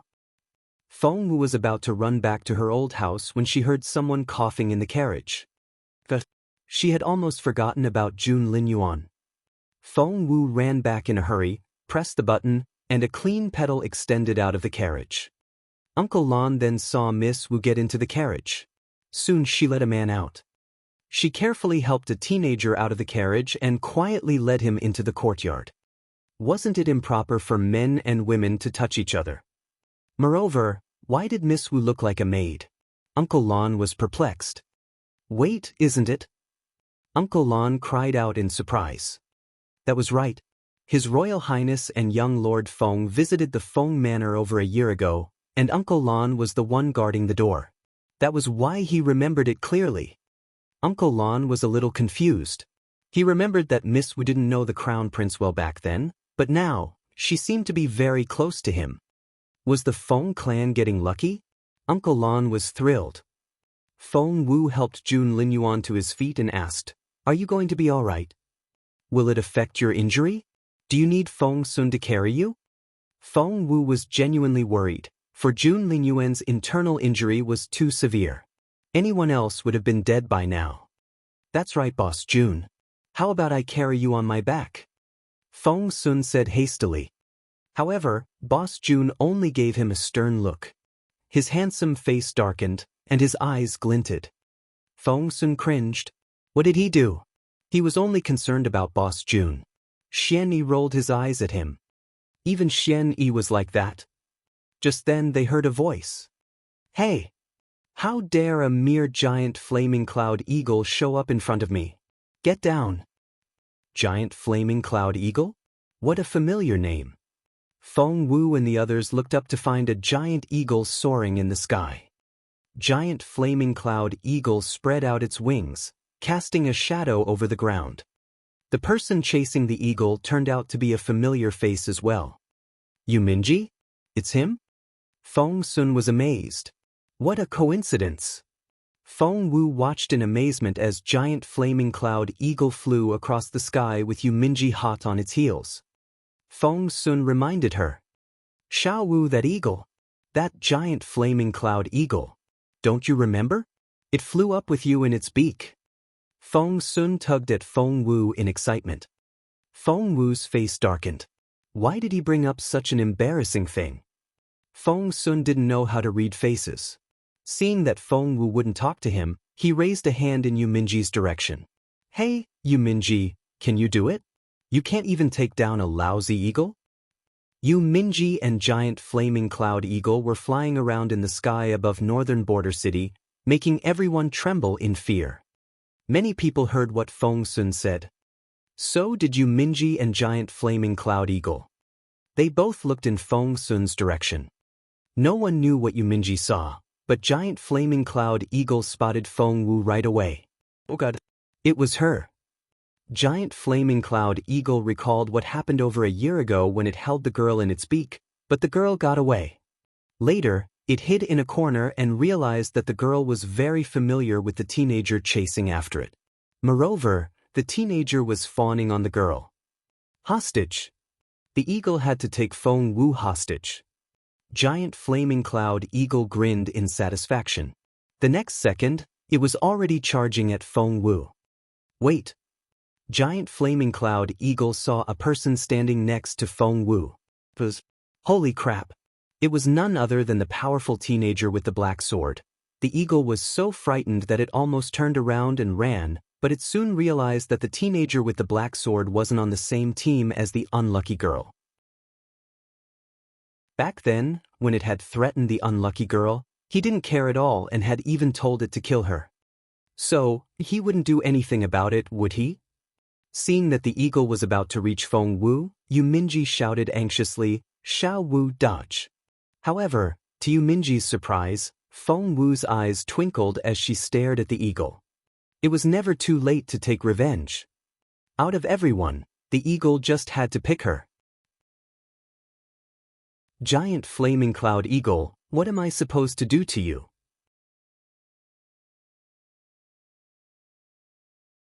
Chapter 3943, Love Rival, 1. Giant flaming cloud eagle swooped down at Feng Wu, thinking that the girl was an easy target. However, before it could reach Feng Wu, the eagle felt its vision blur, and it met Jun Linyuan's brooding eyes. Before the eagle could react, Feng Wu had leapt into the air. Thump! Feng Wu jumped down and stepped on the eagle's back. Dust rose from the ground, and when it dissipated, everyone saw Feng Wu standing on one foot and stepping on the eagle's head with the other. Giant flaming cloud eagle stuck its face to the ground and looked at the girl in bewilderment. Giant flaming cloud eagle couldn't believe that something like this could happen. Why not? Feng Wu smiled at it. Aren't you a good-for-nothing? A good-for-nothing with no spiritual essence at all? Giant flaming cloud eagle said in frustration. But with your current capability, one stance. It couldn't believe that Feng Wu could subdue it with a single leap. Feng Wu smiled. It was true that I was useless a year ago, and it's true that I'm stepping on you now. She drew back her foot after that. Giant flaming cloud eagle took the opportunity to rise to its feet, but it didn't dare to leave, for the girl that could crush it with one stomp was smiling at it with a dangerous look on her face. What on earth did you eat? Why are you so capable all of a sudden? Giant flaming cloud eagle wouldn't believe that a person could become so capable out of nowhere. She grinned at it, but before she could say anything, the teenager behind the eagle charged at her like a cannonball. Xiao Wu! Xiao Wu! The teenager beamed at her, revealing his white teeth. It was such a pleasant sight. Feng Wu noticed Yuminji as well. She had to admit that Yuminji was so energetic. He looked as warm as the sun. Feng Wu realized that Yuminji had helped her several times, but she seemed to have tricked him every single time. However, Yuminji was so excited to see her every single time. And if she hadn't run into him this time, Feng Wu would have forgotten who he was. At that thought, Feng Wu felt a little guilty, so she was very nice to Yuminji. So, you're here as well? Feng Wu smiled at him. That's right. Jun Linyuan was optimistic, lively, and innocent. He let all his emotions show on his face. He was excited to see Feng Wu, and his cheeks flushed a little. He then beamed at Feng Wu. How can there be such a coincidence? I dreamed of you yesterday, which was why I came to Northern Border City. I didn't expect to run into you here. Do you think we're telepathic? Ha! A certain someone stood a short distance away, and his face had darkened. But Feng Wu didn't realize that. She saw a feather on Yuminji's hair, and she wanted to remove it for him. To her, Yuminji was like a younger brother. What she didn't know was that. Thump! Giant flaming cloud eagle, who had been curiously watching them, felt a great force coming at it, and it flew backward instantly. Giant flaming cloud eagle smashed into the ground with a thump, and its face was scrunched up in pain. What was going on?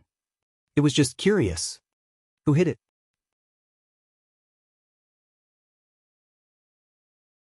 Chapter 3944, Love Rival 2.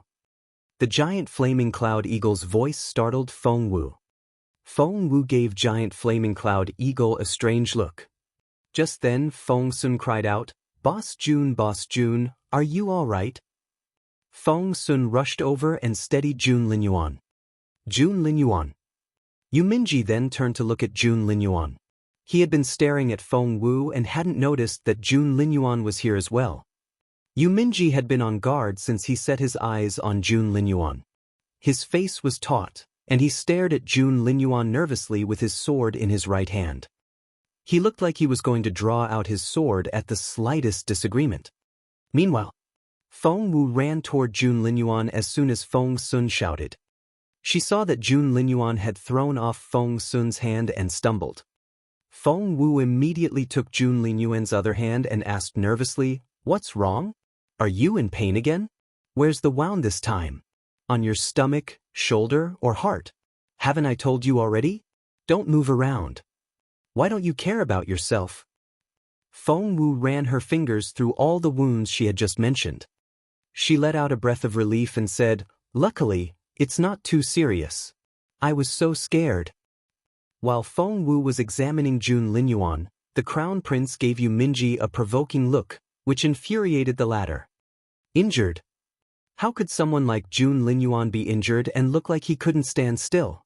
Even if he was severely injured, he had to pretend that nothing had happened. Hence, Yuminji had every reason to believe that Jun Linyuan had done it on purpose. Then, Yuminji saw the half-smile on Jun Linyuan's face. Jun Linyuan looked so pleased. Yuminji was furious. He rushed over, grabbed Feng Wu, and said anxiously, Xiao Wu, don't let him fool you. He did it on purpose.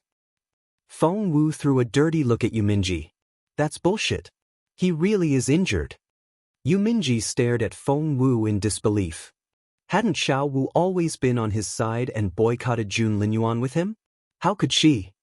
Seeing the aggrieved look on Yuminji's face, Feng Wu softened her tone. He really was injured and almost couldn't make it. Please don't upset him. Then, Yuminji saw Jun Linyuan leaning on Feng Wu with a badly injured look on his face. What a poser! Yuminji pointed at Jun Linyuan and was rendered speechless. How shameless! Yuminji thought, Jun Linyuan is so shameless. How could he mock me while pretending to be weak in front of little Feng Wu? Feng Wu didn't see through Jun Linyuan's act. Not only was she supporting Jun Linyuan, but she was also asking after his well-being. Can you still walk? Lean on me. Don't worry. I can hold you up. Let's go inside first. I need to examine you from head to toe. Yes, Jun Linyuan said reluctantly. After that, Yu Minji watched as the two of them walked into the house together. They looked so intimate that they couldn't be separated from each other. Yu Minji looked like he had been struck by lightning. He stood there in a trance-like state and forgot how to react. They are tuning in to the Passion Pages YouTube channel.